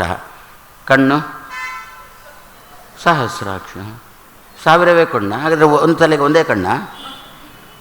ಎಷ್ಟು ಕಣ್ಣಾಗಬೇಕು? 2000 ಕಣ್ಣಾಗಬೇಡ್ವಾ? 2000 ಪಾದ ಆಗಬೇಡ್ವಾ? ಅಲ್ಲಿರೋದೇನು? ಸಹಸ್ರ ಶೀರ್ಷ ಪುರುಷ ಸಹಸ್ರಾಕ್ಷ ಸಹಸ್ರಪಾತ್. ಕಾಲುಗಳು 1000, ಕಣ್ಣುಗಳು 1000, ಇನ್ನು ಬಾಕಿದಿಟ್ಟುಕೊಳ್ಳಿ, ಕಿವಿಗಳು 1000, ಕೈಗಳು 1000. ಇದೇನು? ಇದ್ಯಾವುದು ದೇವ್ರಿ? ಸಾಮಾನ್ಯ ನಮ್ಮ ಲೆಕ್ಕ ಒಂದು ತಲೆ 2 ಕಣ್ಣು, ಒಂದು ತಲೆ 2 ಕಣ್ಣು, 2 ತಲೆ ಆದರೆ 4 ಕಣ್ಣು. ಇದು ಏನೇನಾಯ್ತಲ್ಲ ಅಂದರೆ ಅದಕ್ಕೆ ಅರ್ಥ ಕೊಟ್ಟರು. ಇದೇ ಅರ್ಥವನ್ನು ಕೊಟ್ಟರು. ಅದಕ್ಕೆ ನಾವು ಪ್ರತಿ ದಿವಸ ಪುರುಷ ಸೂಕ್ತ ಹೇಳಿಕೊಂಡೇ ಅಭಿಷೇಕ ಮಾಡಬೇಕು ಅಂತ ಬಂದದ್ದೇನು? ಸಹಸ್ರ ಶೀರ್ಷ. ನಮ್ಮ ಜೊತೆ ಸಹಸರತಿ. ನಮ್ಮ ಜೊತೆಗೇನೆ ಸರತಿ. ನಾವು ಎಷ್ಟು ಕಾಲ ಬದುಕಿರ್ತೇವೋ ಅಷ್ಟು ಕಾಲ ನಮ್ಮ ಜೊತೆಗೇನೆ ಸರತಿ ಬರಬೇಕು. ಯಾವುದು? ತಲೆ ಬರಬೇಕು. ಯಾವುದು? ಕಣ್ಣುಗಳು ಬರಬೇಕು. ಯಾವುದು? ಕಾಲುಗಳು, ಕೈಗಳು, ಕಿವಿಗಳು, ಪ್ರತಿಯೊಂದು ಇಂದ್ರಿಯಗಳು ಕೂಡ ನಮ್ಮ ಜೊತೆಗೇನೆ ಸರತಿ ಸಂಚಾರ ಮಾಡಬೇಕು. ನಾವು ಎಷ್ಟು ಕಾಲ ಬದುಕಿರ್ತೇವೋ ಅಷ್ಟು ಕಾಲ ಎಲ್ಲ ಇಂದ್ರಿಯಗಳು ನಮ್ಮ ಜೊತೆಗೇನೆ ಬರಬೇಕು. ಅದಕ್ಕೋಸ್ಕರ ಸಹಸ್ರ ಶೀರ್ಷ. ಜೊತೆಗೆ ಬರತಕ್ಕಂಥ ತಲೆ ಉಳ್ಳವನೇ, ಜೊತೆಗೆ ಬರತಕ್ಕಂಥ ಕಣ್ಣುಳ್ಳವನೇ, ಜೊತೆಗೆ ಬರತಕ್ಕಂಥ ಕಾಲು ಉಳ್ಳವನೇ ಹೊರತು 1000 ಕಾಲು 1000 ಕೈ 1000 ಕಣ್ಣು ಅಂತ ಅದಕ್ಕೆ ಅರ್ಥ ಅಲ್ಲ. ನಾವು ದೇವರನ್ನು ಹಾಗೆ ಉಪಾಸನೆ ಮಾಡೋದು ಏನು? ಜೊತೆಗೆ ಬರತಕ್ಕಂಥ ತಲೆ ಉಳ್ಳವನೇ, ಜೊತೆಗೆ ಬರತಕ್ಕಂಥ ಕೈ ಕಾಲು ಉಳ್ಳವನೇ ಅಂತ ದೇವರನ್ನು ಉಪಾಸನೆ ಮಾಡೋದು. ಹಾಗೆ ಉಪಾಸನೆ ಮಾಡಿಬಿಟ್ರೆ ನಮ್ಮ ಜೊತೆಗೇನೆ ನಮ್ಮ ತಲೆ ಕೈ ಕಾಲುಗಳು ಬರುವಂತೆ ಮಾಡ್ತಾನೆ. ಅಂದರೆ ನಮ್ಮ ಜೊತೆಗೆ ಇಲ್ಲದ್ರೆ ನಾನು ಹೋಗುವಾಗ ತಲೆಯನ್ನು ತೆಗೆದಿಟ್ಟು ಹೋಗೋದಾ? ಕಾಲನ್ನು ತೆಗೆದಿಟ್ಟು ಹೋಗೋದಾ? ಹಾಗಲ್ಲ. ಒಳಗಿನಿಂದ ಪ್ರಾಣ ಇರುತ್ತೆ, ತಲೆ ಇರೋಲ್ಲ, ತಲೆ ಕೆಲಸ ಮಾಡೋಲ್ಲ. ಹೌದಾ? ಇಂಥ ಪ್ರಸಂಗ ನಮ್ಮಲ್ಲಿ ಬರುತ್ತಾ? ಇನ್ನೊಬ್ಬರ ಮುಂದೆ ದೇಹಿ ಅಂತ ಹೇಳ್ತಕ್ಕಂಥ ಪ್ರಸಂಗ ಬರುತ್ತಾ? ಪ್ರಾಣ ಇರುತ್ತೆ, ಕಾಲಲ್ಲಿ ನಡೀಲಿಕ್ಕಾಗೋಲ್ಲ. ಪ್ರಾಣ ಇರುತ್ತೆ, ಕಣ್ಣು ಕಾಣಿಸೋಲ್ಲ. ಪ್ರಾಣ ಇರುತ್ತೆ, ಕಿವಿ ಕೇಳಿಸೋಲ್ಲ. ಹಾಗಾದರೆ ಏನಾಯಿತು? ನಾವು ಇದ್ದೇವೆ, ನಮ್ಮ ಜೊತೆಗೆ ಕಣ್ಣು, ಕಿವಿ, ಕೈ, ಕಾಲು, ಮೂಗು, ಬಾಯಿ ಯಾವುದೂ ಬಂದಿಲ್ಲ. ಇದನ್ನು ಹಿರಿಯರ ಅಂದದ್ದುಂಟು. ಅನಾಯಾಸೇನ ಮರಣಂ ವಿನಾ ದೈನ್ಯೇನ ಜೀವನಂ. ಇನ್ನೊಬ್ಬರ ಮುಂದೆ ಒಂಚೂರು ನನ್ನ ಕೈ ಹಿಡೀರಿ, ಒಂಚೂರು ನಾನು ನಡೆಯುವಂತೆ ಮಾಡಿ ಅಂತ ಹೇಳುವ ಪ್ರಸಂಗ ನಾವು ಅದಕ್ಕಿಂತ ಮೊದಲೇ ಗೊಟಕ್ಕಾಗಬೇಕು ಅಂತಂದರು. ಆದರೆ ಪ್ರಾಣ ಇರುವ ತನಕ ನಮ್ಮ ತಲೆ, ಕೈ, ಕಾಲು, ಕಣ್ಣು, ಬಾಯಿಗಳು ನಮ್ಮ ಜೊತೆಗೇನೆ ಬರಬೇಕಲ್ಲ. ಅದಕ್ಕೋಸ್ಕರನೇ ಸಹಸ್ರ ಶೀರ್ಷ. ಜೊತೆಗೆ ಬರತಕ್ಕಂತಹ ತಲೆ ಉಳ್ಳವನೇ. ಏನೋ ಕಣ್ಣು ಆಯುಷ್ಯ ಉಂಟು, ಕಣ್ಣು ಕೆಲಸ ಮಾಡೋದು ಕಮ್ಮಿ ಮಾಡಿತು. ಆವಾಗ ಕಣ್ಣಿನ ಅಭಿಮಾನಿ ರಾಜೀನಾಮೆ ಕೊಟ್ಟು ಬಿಟ್ಟ. ನನಗಿನ್ನು ಕೆಲಸ ಮಾಡಲಿಕ್ಕೆ ಆಗೋಲ್ಲ. ಪ್ರಾಮಾಣಿಕವಾದ ಮಂತ್ರಿಗಳೆಲ್ಲ ರಾಜೀನಾಮೆ ಕೊಟ್ಟು ಬಿಟ್ಟರು. ಆವಾಗ ಪ್ರಧಾನಿ ಅಂದರು, ನಿನಗೊಂದು ಸಹಾಯಕ ಮಂತ್ರಿಯನ್ನು ಕೊಡ್ತೇನೆ, ಅವನನ್ನು ಇಟ್ಟುಕೊಂಡು ಸ್ವಲ್ಪ ಸಮಯ ಕೆಲಸ ಮಾಡು. ಸಹಾಯಕ ಮಂತ್ರಿ ಅಂದರೆ ಕನ್ನಡಕ. ಸಹಾಯಕ ಮಂತ್ರಿ ಅಂತಂದರೆ ಕಿವಿಗೆ ಸಂಬಂಧಪಟ್ಟಿರತಕ್ಕಂಥ ಯಂತ್ರ. ಸಹಾಯಕ ಮಂತ್ರಿ ಅಂತಂದರೆ ಈ ಯಾವುದು ನಿಮ್ಮದು ಶುಗರ್ ಜಾಸ್ತಿಯಾಗಿ ಕಾಲು ಕಳ್ಕೊಂಡ್ರೆ ಅವರಿಗೊಂದು ಕಾಲು ಸಿಗುತ್ತೆ, ಅದೆಲ್ಲ ಸಹಾಯಕ ಮಂತ್ರಿಗಳು ಅಲ್ವ. ಅಂಥ ಪ್ರಸಂಗ ಬರಬಾರ್ದಲ್ಲ. ನಾವು ಬದುಕಿರುವಷ್ಟು ಕಾಲ ನಮ್ಮ ಕಣ್ಣು, ಕೈ, ಕಾಲು, ಕಿವಿ, ಮೂಗು, ಬಾಯಿ ಎಲ್ಲವೂ ಕೂಡ ನಮ್ಮ ಜೊತೆಗೇನೆ ಬರಬೇಕಲ್ವೋ. ಅದಕ್ಕೋಸ್ಕರ ಮನೆಯಲ್ಲಿ ಗಂಡಸರು ಪ್ರತಿ ದಿವಸ ಪುರುಷ ಸೂಕ್ತ ಹೇಳಿಕೊಂಡು ಭಗವಂತನ ಅಭಿಷೇಕವೋ ಭಗವಂತನ ಆರಾಧನೆಯೋ ಮಾಡಿದೆವು ಅಂತಂದರೆ ದೇವರು ಫಲ ಕೊಡುವಾಗ ನಮಗೆ ಒಬ್ಬನಿಗೆ ಕೊಡೋಲ್ಲ, ಮನೆ ಮಂದಿಗೆಲ್ಲ ಸೇರಿಸಿ ಕೊಡ್ತಾನೆ. ನಮ್ಮ ಗಾಯತ್ರಿ ಮಂತ್ರದಲ್ಲಿ ಇರುವುದು ಅದೇ ಅಲ್ವೋ, ನಹದ್ಯ ಯಹ ಪ್ರಚೋದಯಾತ್, ಎನ್ನ ಬುದ್ಧಿಗೆ ಪ್ರೇರಣೆ ಮಾಡುವಂತಲ್ಲ, ನಮ್ಮ ಬುದ್ಧಿಗೆ ಪ್ರೇರಣೆ ಮಾಡುವಂಥ ಗಾಯತ್ರಿ ಇರುವುದು. ನಹ ಅಂದಕ್ಕೆ ನಮ್ಮ ಅಂತ ಅರ್ಥ, ಮೇ ಅಂದರೆ ಎನ್ನ ಅಂತ ಅರ್ಥ, ಅಲ್ಲಿ ಮೇ ಅಂತಿಲ್ಲ, ನಮ್ಮ ಅಂತ ಅರ್ಥ. ನಮ್ಮ ಅಂದರೆ ಮನೆ ಮಂದಿಗಳನ್ನು ಸೇರಿಸಿಕೊಂಡು ಅಂತ ಅರ್ಥ. ಇವೇನು ಗಂಟೆ 4 ಆಯಿತು, 4:15 ಅರುಣೋದಯ ಅಂತ, ಅಷ್ಟೊತ್ತಿಗೆ ಎದ್ದು ಸ್ನಾನ ಮಾಡಬೇಕು ಅಂತ ಶಾಸ್ತ್ರಕಾರರು ಅಂದಿದ್ದಾರೆ. ಎದ್ದ, ಹಲ್ಲುಜ್ಜಿದ, ಅಲ್ಲಿ ಕತ್ತಲೆ ಇತ್ತು, ಕೊಡ ಹಿಡ್ಕೊಂಡು ಬಾವಿ ಕಟ್ಟೆ ಹೋಗುವಾಗ ದಡ ಅಲ್ಲ ಬಿದ್ದ. ಆವಾಗ ಮಲಗಿದ್ದಂಥ ಅಮ್ಮ ಏನು ಸಾಯ್ತಾನೆ ಇವ ಇಷ್ಟು ಬೆಳಿಗ್ಗೆ ಬೇಗ ಎದ್ದು ಅಂತ ಬೈಲಿಕ್ಕೆ ಶುರು ಮಾಡಿ. ಅದಕ್ಕೆ ಅವಳಿಗೂ ಬುದ್ಧಿ ಬರಲಿ, ಏಳೋಣ, ದೀಪ ಹಾಕೋಣ, ಮಗನಿಗೆ ಸ್ವಲ್ಪ ಸಹಾಯ ಮಾಡೋ. ಅದಕ್ಕೆ ನಹದ್ಯ ಪ್ರಚೋದಯಾತ್ ಅಂತ ಬಂತು ಹೊರತು ಎನ್ನ ಬುದ್ಧಿಗೆ ಪ್ರೇರಣೆ ಮಾಡುವಂತ ಬಂದಿಲ್ಲ. ಆದ್ದರಿಂದ ದೇವರು ಫಲ ಕೊಡುವಾಗ ನಮಗೆ ಎಲ್ರಿಗೂ ಫಲ ಕೊಡ್ತಾನೆ. ಮನೆ ಮಂದಿ ಮಕ್ಕಳು ಎಲ್ರಿಗೂ ಕೂಡ ಅವರ ಜೊತೆಗೇನೆ ತಲೆ, ಕಣ್ಣು, ಕೈ, ಕಾಲು, ಮೂಗು, ಬಾಯಿ ಬರುವಂತೆ ಮಾಡ್ತಾನೆ. ಅದೇ ಸಹಸ್ರ ಶೀರ್ಷ ಪುರುಷ ಸಹಸ್ರ ಅಕ್ಷ ಸಹಸ್ರ ಪಾತ್. ಕಣ್ಣು, ತಲೆ, ಕಾಲು 3 ಗಟ್ಟಿ ಇದ್ರೆ ಮತ್ತೆ ಚಲ್ತಾ ಹೇ. ಅದಕ್ಕೆ 3ಅನ್ನೇ ಅಲ್ಲಿ ಹೇಳಿದ್ರು. ಒಂದು ತಲೆ ಗಟ್ಟಿರಬೇಕು, ಇನ್ನೊಂದು ಕಣ್ಣು ಗಟ್ಟಿರಬೇಕು, ಆಮೇಲೆ ಕಾಲು ಗಟ್ಟಿರಬೇಕು. ಅದಕ್ಕೋಸ್ಕರ ಅಲ್ಲಿ 3 ಹೇಳಿದ್ದು. ಹಾಗಾದರೆ ಸಹಸ್ರ ಸಮಂ ಆಸತ ಅಂದರೆ ಮಾಡಿದ ಕರ್ಮದ ಫಲ ಈ ಜನ್ಮದಲ್ಲಿ ಮಾತ್ರ ಅಲ್ಲ, ಜನ್ಮಕ್ಕೂ ನಮ್ಮ ಜೊತೆಗೇನೆ ಬರಬೇಕು. ಆವಾಗ ಭಗವಂತನ ತಿಳುವಳಿಕೆ ಸಂಪಾದನೆ ಮಾಡಲಿಕ್ಕೆ ಅನುಕೂಲ ಆಗುತ್ತೆ. ಆ ದೃಷ್ಟಿಯಲ್ಲಿ ಮುನಯ ಶೌನಕಾದಯ ಸತ್ರಂ ಸ್ವರ್ಗಾಯ ಲೋಕಾಯ ಸಹಸ್ರ ಸಮಂ ಆಸತ. ಇದರ ಬಗ್ಗೆ ನಮ್ಮ ದೈನಂದಿನ ಜೀವನದಲ್ಲಿ ಹೇಗೆ ಅಂತ ನಾನು ನೋಡಿದೆ. ಎಲ್ಲ ಭಾಷ್ಯದ ಬಗ್ಗೆ ನೋಡಿದೆ. ನಮ್ಮ ಮಗು ಮನೆಯಲ್ಲಿ ಯಾವುದೋ ಒಂದು ಕೊಠಡಿಯಲ್ಲಿ ಕೂತ್ಕೊಂಡು ಓದ್ತಾ ಉಂಟು, ನಾಳೆ ಪರೀಕ್ಷೆ, ಅದಕ್ಕೆ ಅದು ಓದ್ತಾ ಉಂಟು. ಮನೆಯಲ್ಲಿ ಅಪ್ಪಮ್ಮನಿಗೆ ನಿದ್ದೆ ಬರೋಲ್ಲ. ಯಾಕೆ? ಮಗುವಿಗೆ ಪರೀಕ್ಷೆ ಅಂತ ನಿದ್ದೆ ಬರೋಲ್ಲ ಅಂತಲ್ಲ, ವಯಸ್ಸಾಗಿದೆ ಆದ್ದರಿಂದ ನಿದ್ದೆ ಬರೋಲ್ಲ. ಆವಾಗ ಏನು ಮಾಡಿದ್ದಾರೆ, ದೂರದರ್ಶನದ ಕೋಣೆಯಲ್ಲಿ ಕೂತ್ಕೊಂಡು ದೂರದರ್ಶನ ನೋಡ್ತಾ ಇದ್ದಾರೆ. ಯಾವ ಪೆಟ್ಟಿಗೆ ದರ್ಶನದಿಂದ ದೇವರ ದರ್ಶನ ದೂರವೋ ಆ ದೂರದರ್ಶನ ಪೆಟ್ಟಿಗೆಯನ್ನು ಒಂದೇ ಸಮನೆ ನೋಡ್ತಾ ಇದ್ದಾರೆ. ಪಾಪ ಈ ಅಪ್ಪನಿಗೂ ಅಮ್ಮನಿಗೂ ಕಿವಿ ಕೇಳಿಸೋಲ್ಲ, ಆದ್ದರಿಂದ ವಾಲ್ಯೂಮ್ ಎಷ್ಟುಂಟೋ ಅಷ್ಟು ಇಟ್ಟಿದ್ದಾರೆ. ಆದರೂ ಇವಳು ಕೇಳ್ತಾಳೆ, ಏನ್ರಿ ವಾಲ್ಯೂಮ್ ಇಟ್ಟೇ ಇಲ್ವಾ ಅಂತ ಹೇಳಿಕೊ. ಪಾಪ ಈಚೆ ಕೋಣೆಯಲ್ಲಿ ಮಗು ಓದ್ತಾ ಉಂಟು. ಏನು ಮಾಡಬೇಕಾ ಮಗು? ಇಂಥ ಸಂದರ್ಭದಲ್ಲಿ ನೈಮಿಷೇ ಅನಿಮಿಷ ಕ್ಷೇತ್ರೇ ಅಂತ ಹೇಳಿಕೊಂಡು ಆ ಮಗು ಪ್ರಾಮಾಣಿಕವಾಗಿ ಚಿಂತನೆ ಮಾಡಲಿ. ಆವಾಗ ಪಕ್ಕದ ಕೋಣೆಯಲ್ಲಿ ಎಷ್ಟೇ ಜೋರಾಗಿ ದೂರದರ್ಶನ ಅರಚಿದ್ರೂ ಕೂಡ ಮಗುವಿಗೆ ಡಿಸ್ಟರ್ಬ್ ಆಗೋಲ್ಲ, ಮಗುವಿಗೆ ತನ್ನ ಓದುವಿಕೆಗೆ ತೊಂದರೆ ಆಗೋಲ್ಲ. ಆ ರೀತಿಯ ಶಕ್ತಿ ಭಾಗವತಕ್ಕೆ ಉಂಟು ಅಂತ ಹಿರಿಯರು ಕೊಟ್ಟಿರತಕ್ಕಂಥದ್ದು. ಅದು ಹೊರಗಿನದ್ದಾಯಿತು, ಭಾಷ್ಯದ್ದಾಯಿತು. ನಮ್ಮಲ್ಲೇ ಒಳಗಿನ, ನಾನು ಮೊನ್ನೆನೇ ಹೇಳಿದ್ದೇನೆ, ದೇವರ ಪೂಜೆಗೋ ಯಾವುದಕ್ಕೋ ಜಪಕ್ಕೋ ಧ್ಯಾನಕ್ಕೋ ಕೂತಾಗ ಉಪಟಳಗಳು, ಆಂತರಿಕ ಉಪಟಳಗಳು ತುಂಬ ಉಂಟಲ್ವೋ. ಹಾಗಾದರೆ ನಮ್ಮ ದೇಹವನ್ನೇ ನೈಮಿಷಾರಣ್ಯ ಅಂತ ಮಾಡೋಣ ಅಂದರು. ಇಷ್ಟ ತನಕ ಮನೆಯನ್ನು ನೈಮಿಷಾರಣ್ಯ ಅಂತ ಮಾಡಿದ್ದು, ದೇಹವನ್ನೇ ನೈಮಿಷಾರಣ್ಯ ಅಂತ ಮಾಡೋಣ ಅಂತಂದರು. ಮಾಡಲಿಕ್ಕೆ ಬರುತ್ತಾ ಅಂತ ಕೇಳಿದರು. ಹೌದು ಅಂತಂದರು. ಅಲ್ಲ, ನೈಮಿಷ ಅಂತ ಆಗಬೇಕು ಅಂತಾದರೆ ಒಂದು ಚತುರ್ಮುಖ ಬ್ರಹ್ಮ ಆರಿಸಿಕೊಟ್ಟ ಜಾಗ ಆಗಬೇಕು. ಎರಡನೇದ್ದು ಶೌನಕಾದಿ ಋಷಿಗಳು ಇರಬೇಕು. ಇದ್ದಾರ ಇಲ್ಲಿ ಈ ದೇಹದಲ್ಲಿದ್ದಾರ? ಹೌದು ಅಂತಾರೆ. ಚತುರ್ಮುಖ ಬ್ರಹ್ಮ ನಿರ್ಮಿಸಿದಂತಹ ಜಾಗ ಇದು. ಈ ದೇಹದ ನಿರ್ಮಾಣ ಯಾರಿಂದ? ದೇಹವನ್ನು ಸೃಷ್ಟಿ ಮಾಡುವವನು ಯಾರು? ಭಗವಂತ. ಯಾರ ಮೂಲಕ ಸೃಷ್ಟಿ ಮಾಡುವುದು? ಚತುರ್ಮುಖ ನಮ್ಮಲ್ಲಿ ಉಂಟಲ್ಲ, ಬ್ರಹ್ಮ ಸೃಷ್ಟಿ ಮಾಡ್ತಾನೆ, ವಿಷ್ಣು ಪಾಲನೆ ಮಾಡ್ತಾನೆ, ರುದ್ರದೇವರು ಸಂಹಾರ ಮಾಡ್ತಾರೆ ಅಂತ. ಬ್ರಹ್ಮನಲ್ಲಿ ಇದ್ದುಕೊಂಡು ಭಗವಂತ ಸೃಷ್ಟಿ ಮಾಡ್ತಾನೆ, ಸ್ವಯಂ ತಾನು ಪಾಲನೆ ಮಾಡ್ತಾನೆ, ರುದ್ರನಲ್ಲಿ ಇದ್ದುಕೊಂಡು ಸಂಹಾರ ಮಾಡ್ತಾನೆ ಅಲ್ವೋ? ಹಾಗಾದರೆ ಸೃಷ್ಟಿ ಮಾಡುವುದು ಯಾರ ಕೆಲಸ? ಚತುರ್ಮುಖ ಬ್ರಹ್ಮನ ಕೆಲಸ. ಈ ದೇಹವನ್ನು ನಿರ್ಮಾಣ ಮಾಡಿದ್ಯಾರು? ಹಾಗಾದರೆ ದೇಹವೆಂಬ ಈ ಜಾಗವನ್ನು ನಿರ್ಮಾಣ ಮಾಡಿದವ ಚತುರ್ಮುಖ.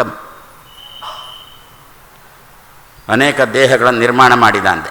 ನಿರ್ಮಾಣ ಮಾಡಿ ಅದರಲ್ಲಿ ಬರ್ದ ಟು ಲೆಟ್ ಟು ಒಂದು ಐಫನ್. ನಿಮಗೆ ತೋರುತ್ತಲ್ಲೋ ಹಬ್ಬ ಸ್ವಾಮಿಗಳೇ ಎಂತೆಂಥ ಇಂಗ್ಲೀಷ್ ಬರುತ್ತೆ ಅಂತ ಹೇಳಿಕೊಂಡು. ಹೌದ್ರಿ, ಹಾಗೆ ಸ್ವಲ್ಪ ಸ್ವಲ್ಪ ಇದ್ದದ್ದಕ್ಕೆ ಒಂದು 10 ವರ್ಷ ಕಾಲ ಇಂಗ್ಲೀಷ್ ಮೀಡಿಯಂ ಶಾಲೆಗಳು ನಿಭಾಯಿಸಿದೆ, ಗುರುಗಳು ಕೊಟ್ಟದ್ದನ್ನು. ಮತ್ತಿದು ಆಗುವುದಿಲ್ಲ ಅಂತೇಳಿ ಶಿಷ್ಯನ ತಲೆಗೆ ಕಟ್ಟಿಬಿಟ್ಟೆ ನಾನು. ಟೂ ಲೆಟ್ ಅಂತ ಬರ್ದ. ಹಣೆಯಲ್ಲಿ ಏನೋ ಬರೀತಾನಲ್ವ ಬ್ರಹ್ಮ, ಹಣೆಯಲ್ಲಿ ಬರೆಯುವಾಗ ಟೂ ಲೆಟ್ ಅಂತಲೂ ಬರ್ದ. ಅದಕ್ಕೆ ಹಣೆಯಲ್ಲಿ ಬರೆದದಕ್ಕೆ ಹಣೆ ಬರಹ ಅಂತ ಹೆಸರಲ್ವೋ. ಏನು ಹಣೆ ಬರಹ ಅಂದರೆ ಬರೆಸಿಕೊಂಡವನಿಗೆ ಓದ್ಲಿಕ್ಕೆ ಗೊತ್ತಿಲ್ಲ, ಬರೆದವನಿಗೆ ಅಳಿಸ್ಲಿಕ್ಕೆ ಗೊತ್ತಿಲ್ಲ, ಅದಕ್ಕೆ ಹಣೆ ಬರಹ ಅಂತಂದ್ರಂತೆ. ಬರೆಸಿದವನು ಅಳಿಸೋಲ್ಲ, ಬರೆಸಿಕೊಂಡವನು ಓದೋಲ್ಲ, ಅದರಿಂದ ಹಣೆ ಬರಹ ಅಂತ ಹೇಳಿಕೊಂಡು ಏನು ಬರೆದಿದ್ದಾನೆ, ಟೂ ಲೆಟ್ ಅಂತ. ಟೂ ಐಫನ್ ಲೆಟ್ ಏನರ್ಥ, ಬಾಡಿಗೆಗೆ ಅಂತ ಅಲ್ವೋ ಅದರ ಅರ್ಥ. ಬಾಡಿಗೆ ಮನೆ ಅಲ್ವೋ ಇದು. ಇಲ್ಲೇ ಇರ್ತೇನೆ ಅಂತಂದರೆ ಯಜಮಾನ ಕೇಳ್ತಾನ, ಬಾಡಿಗೆ ಕೊಟ್ಟಿಲ್ಲ ಏಳು ಅಂತಂದ. ಅವ ಏಳು ಅಂತಂದಾಗ ಏಳಲೇಬೇಕು. ಅದಕ್ಕೆ ಅಂದರು ಹಿರಿಯರು, ನೀನು ಯಾರಿಗಾದರೂ ಬಾಡಿಗೆ ಮನೆ ಕೊಟ್ಟಾಗ ಅವ ಎದ್ದಿಲ್ಲ ಅಂದರೆ ಅವಾಗ ದೇವರನ್ನು ಚಿಂತನೆ ಮಾಡೋ. ಇದೆಲ್ಲ ಬಾಡಿಗೆ ಮನೆಗಳು, ಯಜಮಾನ ದೇವರು ಏಳು ಅಂತನ್ನುವಾಗ ಏಳಲೇಬೇಕು ಅಂತೇಳಿ ಚಿಂತನೆ ಮಾಡು. ಆವಾಗ ಲೌಕಿಕವಾಗಿ ಯಜಮಾನನಾದ ನೀನು ಬಾಡಿಗೆಗೆ ಕೊಟ್ಟಿರುವಾಗ ಏಳು ಅಂತಂದಾಗ ಸಹಜವಾಗಿ ಎದ್ದು ಹೋಗ್ತಾನೆ ಅಂತಂದರು. ಆದರೆ ಬಾಡಿಗೆ ಮನೆ ಅಲ್ವೋ, ಟೂ ಐಫನ್ ಲೆಟ್ ಅಂತ ಬರುತ್ತೆ. ಸರಿ, ನಾನು ಬಾಡಿಗೆ ಮನೆ ಹುಡುಕ್ತಾ ಇದ್ದೆ. ನನ್ನ ಕರ್ಮ ಸ್ವಲ್ಪ ಚೆನ್ನಾಗಿತ್ತು. ಈ ಮನುಷ್ಯ ದೇಹನತಕ್ಕಂಥ ಬಾಡಿಗೆ ಮನೆ ನನಗೆ ಸಿಕ್ಕಿತು. ಅದರೊಳಗೆ ಪ್ರವೇಶ ಮಾಡಿದೆ. ಈ ಮನೆಯೊಳಗೆ ಪ್ರವೇಶ ಮಾಡಿದೆ. ಎಷ್ಟು ದಿವಸ ಗೊತ್ತಿಲ್ಲ, ಈ ಮನೆಯೊಳಗೆ ಪ್ರವೇಶ ಮಾಡಿದೆ. ಪ್ರವೇಶ ಮಾಡಿ ಈ ಮನೆಯನ್ನು ಏನು ಮಾಡಿದೆ, ಅಲ್ಲಿ ಒಂದು ಐಫನ್ ಇತ್ತಲ್ಲ, ಅದು ಮಲಗಿತ್ತಲ್ಲ ಐಫನ್, ಅದನ್ನು ನೇರ ಮಾಡಿದೆ.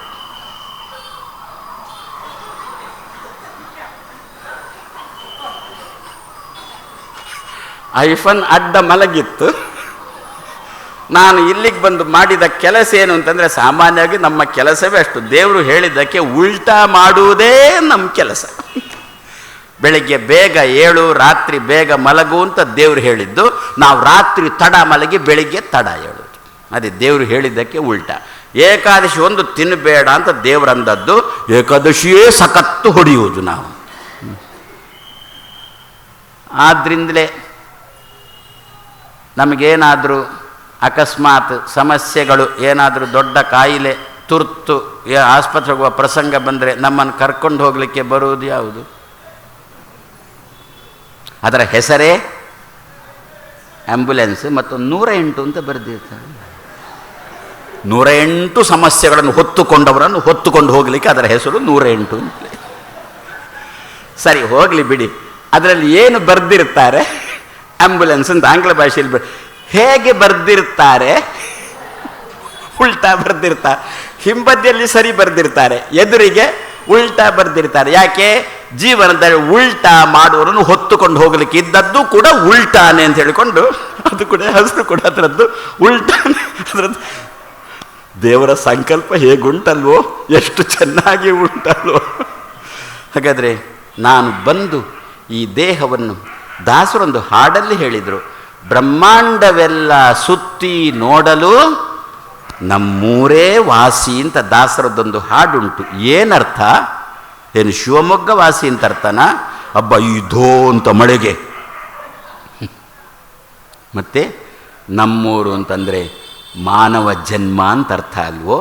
ಬ್ರಹ್ಮಾಂಡವೆಲ್ಲ ಸುತ್ತಿ ನೋಡೋಣ ಅಂತಂದರೆ 84 ಲಕ್ಷ ಯೋನಿಗಳಲ್ಲಿ ಬಂದು ಬಂದು ನೊಂದೆ ನಾನು ಅಂತ ಈಶ ನಿನ್ನ ಚರಣ ಭಜನೆ ಅದರಲ್ಲಿ ಹೇಳತಕ್ಕಂಥದ್ದು. ಆದರೆ ಈ ಮಾನವ ದೇಹನ ತಕ್ಕ ಒಂದು ಬಿಟ್ಟು ಮತ್ತೆ ಎಲ್ಲ ಕಾಗೆ, ಗೂಗೆಯೋ, ನರಿ, ನಾಯಿ, ಹಂದಿ, ಅದು ಎಲ್ಲವೂ ಪ್ರಾಣಿಗಳ ದೇಹವು ಕೂಡ ಸೃಷ್ಟಿ ಮಾಡಿದವನನ್ನು ತಿಳ್ಕೊಳ್ಳುವ ಪ್ರಜ್ಞೆ ಇಲ್ಲ. ಇರುವುದಾದರೆ ಈ ಒಂದು ದೇಹದಲ್ಲಿ ಮಾತ್ರ. ಇಂತಹ ದೇಹಕ್ಕೆ ಮಾನವ ಬಂದು ಮಾಡಿದ್ದೇನು, ಇದನ್ನು ಮಲಗಿರತಕ್ಕಂಥ ಐಫನನ್ನು ನೆಟ್ಟಗೆ ಮಾಡಿದ್ದು.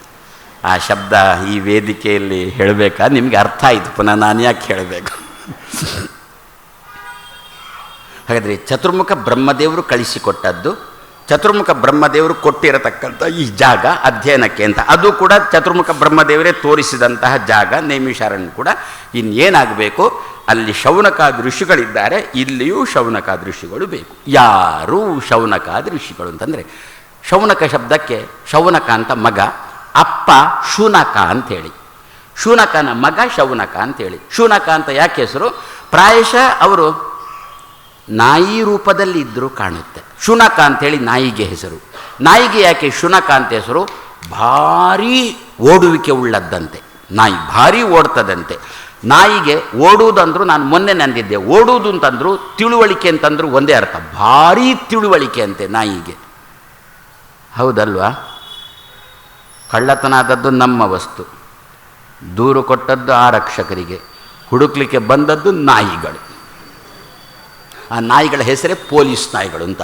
ಪೊಲೀಸರು ನಾಯಿಗಳು ಅಂತ ಅರ್ಥ ಅಲ್ಲ, ಪೊಲೀಸರ ನಾಯಿಗಳು ಅಂತ ಅರ್ಥ. ಹಾಗಾದರೆ ಅವುಗಳಿಗೆ ಜ್ಞಾನ ಇರುವಷ್ಟು ಪೊಲೀಸರಿಗೂ ಇಲ್ಲಲ್ಲ. ನಾವು ಮನೆಯಲ್ಲಿ ಜೋಪಾನ ಮಾಡಿದ್ದು ನಮ್ಮ ವಸ್ತು ಕದ್ದು ಹೋಗಿದೆ, ನಮಗೇನೇ ತಿಳುವಳಿಕೆ ಇಲ್ಲ, ಪೊಲೀಸರಿಗೆ ಮೊದಲೇ ಇಲ್ಲ, ಅದನ್ನು ಪತ್ತೆ ಹಚ್ಚಿ ಕೊಡಬೇಕು ನಾಯಿಗಳು. ಆದ್ದರಿಂದ ನಾಯಿಯನ್ನು ಏನು ಅಂತ ಕರೆದ್ರು? ಶ್ವಾ ಅಂತ ಕರೆದ್ರು. ತುಂಬ ಬುದ್ಧಿ ಉಳ್ಳದ್ದು. ಗಂಧೇನ ಗಾವ ಪಶ್ಯಂತಿ ಅಂತ ಮಹಾಭಾರತದ ಮಾತು. ಅಂತೂ ಆ ನಾಯಿಗಳು, ಹಾಗಾದರೆ ನಾಯಿಗೆ ಶ್ವಾ ಅಂತ ಹೆಸರಲ್ವೋ? ಪ್ರಾಯಶಃ ಅವರು ಗುರುಗಳು ಹೇಳಿದ ಪಾಠವನ್ನು ಸರಿಯಾಗಿ ಮನವರಿಕೆ ಮಾಡಿಕೊಳ್ಳುವುದಕ್ಕೋಸ್ಕರ ನಾಯಿ ರೂಪ ತಾಳಿದ್ರು ಕಾಣುತ್ತೆ. ಯಾಕೆ? ನಾಯಿಗೆ ತಿಳುವಳಿಕೆ, ಗ್ರಹಣ ಬೇಗ ಅಂತೇಳಿ. ಬೆಕ್ಕಿಗೆ ನಿದ್ದೆ ಜಾಸ್ತಿ, ನಾಯಿಗೆ ಎಚ್ಚರಿಕೆ ಜಾಸ್ತಿ. ಬೆಕ್ಕು ನಮ್ಮಂತೇನೆ, ಯಾಕೆ ಅದು ಮನೆಯೊಳಗಿರುತ್ತೆ, ನಾವು ಮನೆಗೆ ಒಂದು ಮಲಗಿದೆವು ಅಂತಂದರೆ ಬೆಕ್ಕಿಗೂ ಎಚ್ಚರಿಕೆ ಆಗೋಲ್ಲ, ನಮಗಂತೂ ಸುತರಾಮ ಆಗೋಲ್ಲ ಎಚ್ಚರಿಕೆ. ನಾಯಿ ಹಾಗಲ್ಲ, ಯಾವಾಗಲೂ ಎಚ್ಚರಿಕೆಯಲ್ಲೇ ಇರತಕ್ಕಂತಹ ಪ್ರಾಣಿ ಅಲ್ವೋ? ಆದ್ದರಿಂದ ಪ್ರಾಯಶಃ ಗುರುಗಳು ಹೇಳುವ ಪಾಠವನ್ನು ಚೆನ್ನಾಗಿ ಮನದಟ್ಟು ಮಾಡಿಕೊಳ್ಳುವುದಕ್ಕೋಸ್ಕರ ನಾಯಿಯ ರೂಪ ತಾಳಿದ್ರು. ಆವಾಗ ಹುಟ್ಟಿರತಕ್ಕಂಥ ಮಗನೇ ಶೌನಕ ಅಂತಂದು.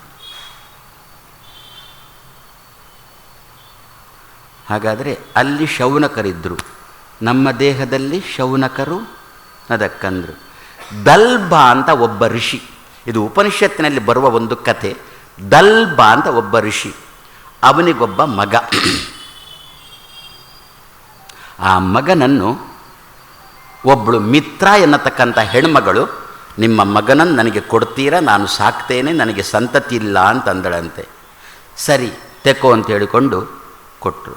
ಆ ಮಗನ ಹೆಸರು ಬಕ ಅಂತ ಮಗನ ಹೆಸರು. ದಲ್ಬ ಎನ್ನುವ ಋಷಿಯ ಮಗನ ಹೆಸರು ಬಕ ಅಂತ ಹೇಳಿಕೊಂಡು, ಬಕಾಸುರ ಅಲ್ಲ ಬಕ ಅಂತ.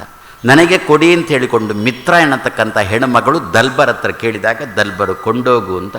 ಪ್ರಾಯಶಃ ಮಗುವಿಗೆ ಇಷ್ಟ ಇರಲಿಲ್ಲ ಹೋಗುವುದು. ಆದ್ದರಿಂದ ಅಲ್ಲಿ ಹೋದಂಥ ಮಿತ್ರಾಳ ಬಳಿಗೆ ಹೋದಂಥ ಮಗು ತುಟಿ ಪಿಟಿಕ್ ಅಂತಂದಿಲ್ಲ. ಯಾವ ಮಾತು ಇಲ್ಲ, ಯಾವ ಕಥೆಯೂ ಇಲ್ಲ, ಅಳುವುದೂ ಇಲ್ಲ, ನಗುವುದೂ ಇಲ್ಲ, ಎಂಥದೂ ಇಲ್ಲ. ಅಮ್ಮನಿಗೂ ಸಿಟ್ಟು ಬಂತು ಕಾಣುತ್ತೆ. ಇದೊಂದು ಕಲ್ಲು ಬಂಡೆ ಅಂತಂದಳಂತೆ. ಗ್ರಾವ ಅಂತ ಹೆಸರಿಟ್ಲಂತೆ. ಅವಳಿಟ್ಟ ಹೆಸರು ಗ್ರಾವ, ಕಲ್ಲಿಗೆ ಗ್ರಾವ ಅಂತ ಹೆಸರಿದೆ, ಗ್ರಾವ ಅಂತ ಹೆಸರಿಟ್ಲಂತೆ. ಆದರೆ ದಲ್ಬ ಋಷಿಯ ಮಗ ಏನೋ ಮಿತ್ರ ಕೊಂಡು ಹೋಗಿದ್ದಾಳೆ. ಪಾಪ ಮಗು ಏನೋ ಈ ಅವಸ್ಥೆಯಲ್ಲಿ ಇದೆ, ಈ ಮಗುವನ್ನು ಉದ್ಧಾರ ಮಾಡಬೇಕು ಅಂತ ಹೇಳಿಕೊಂಡು ವಾಯುದೇವರಿಗೆ ತೋರಿತಂತೆ. ವಾಯುದೇವರು ಈ ಮಗುವನ್ನು ಉದ್ಧಾರ ಮಾಡೋಣ ಅಂತ ಬಂದ್ರಂತೆ. ಹೇಗೆ ಬಂದರು? ಇದು ಕಲ್ಲಿನಂತೆ ಉಂಟು, ಕಲ್ಲಿನಂತಿರತಕ್ಕಂಥ ಮಗುವಿಗೆ ಸರಿಯಾಗಿ ತಿಳಿಯ ಹೇಳಬೇಕು ಅಂತಾದರೆ ನಾನು ಕೂಡ ನಾಯಿಯಾಗಿಯೇ ಬರಬೇಕು ಅಂತ ಹೇಳಿಕೊಂಡು ವಾಯುದೇವರು ನಾಯಿ ರೂಪ ತಾಳಿಕೊಂಡು ಬಂದರು ಅಂತ ಉಪನಿಷತ್ತಿನಲ್ಲಿ ಬರುವ ಕಥೆ. ಶ್ವರೂಪತಾಂ, ನಾಯಿ ರೂಪ ತಾಳಿದ್ರಂತೆ. ಅಂದರೆ ನಾಯಿ ರೂಪ ತಾಳಿಬಿಟ್ರೆ ಕಲ್ಲನ್ನು ಕರಗಿಸ್ಬೋದು ಅಂತಲೋ? ಅಲ್ಲ, ಕರಗಿಸ್ಬೋದು, ಅದು ಬೇರೆ ವಿಚಾರ. ನಮ್ಮಲ್ಲೆಲ್ಲ ಉಂಟು, ಇಲ್ಲೆಲ್ಲ ಏನು ಅಂತ ಗೊತ್ತಿಲ್ಲ. ಮಗುವಿಗೆ ಮುಂಜಿಯಾದ ದಿವಸ ಪುರೋಹಿತರು ಮಗುವಿಗೆ ಉಪದೇಶ ಮಾಡಲಿಕ್ಕುಂಟು. ಏನು ಅಂತ? ನಿನ್ನೆದ್ದನ್ನು ಇವತ್ತು ತಿನ್ನಬೇಡ, ಅಂದರೆ ತಂಗಳನ್ನ ಅಂತ ಅರ್ಥ. ತಂಗಳನ್ನ ತಿನ್ನಬೇಡ, ಮತ್ತು ಹೊರಗಿನಿಂದ ಏನು ಅದು ಇದು ಅಂತ ತಿನ್ನಬೇಡ, ಸುಳ್ಳು ಹೇಳಬೇಡ, ನಾಯಿಗೆ ಕಲ್ಲು ಬಿಸಾಡಬೇಡ ಅಂತ. ಇದು ಒಂದು ಉಪದೇಶ ನಮ್ಮಲ್ಲಿ ಬಂದಿದೆ. ಹೌದಾ? ನಾಯಿ ಅಂತಂದ್ರೂ ಕಲ್ಲು ಅಂತಂದ್ರೂ ಸ್ವಲ್ಪ ಸಂಬಂಧ ಉಂಟು ಕಾಣುತ್ತೆ. ಅಂತೂ ಈ ಕಲ್ಲಿನಂತೆ ಕೂತಿರತಕ್ಕಂಥ ಈ ಮಗುವಿಗೆ ಉಪದೇಶ ಮಾಡಲಿಕ್ಕೆ ವಾಯುದೇವರು ನಾಯಿ ರೂಪ ತಾಳಿದ್ದು ಯಾಕೆ ಅಂತಂದರೆ ಇಷ್ಟೇ. ಈ ನಾಯಿ, ವಾಯುದೇವರೆಂಬ ನಾಯಿ ಈ ಮಗುವನ್ನು ಕುರಿತು ಬೊಗಳಲಿಕ್ಕೆ ಶುರು ಮಾಡಿದರೆ ಆವಾಗ ಈ ಥರ ಎಲ್ಲ ನಾಯಿಗಳೂ ಬೊಗಳ್ತಾವೆ ಅಂತೆ.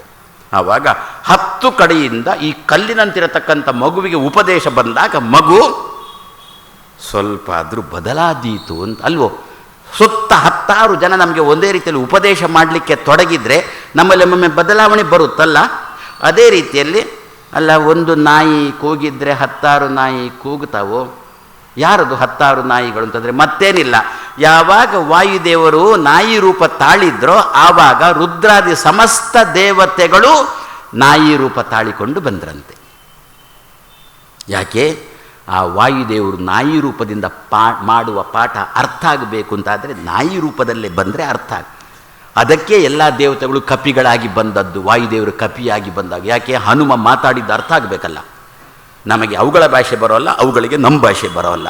ಅದಕ್ಕೆ ಪರಸ್ಪರ ಸಾಮ್ಯ ಇತ್ತು ಅಂತಂದರೆ ಭಾಷೆ ಅರ್ಥ ಆಗುತ್ತೆ.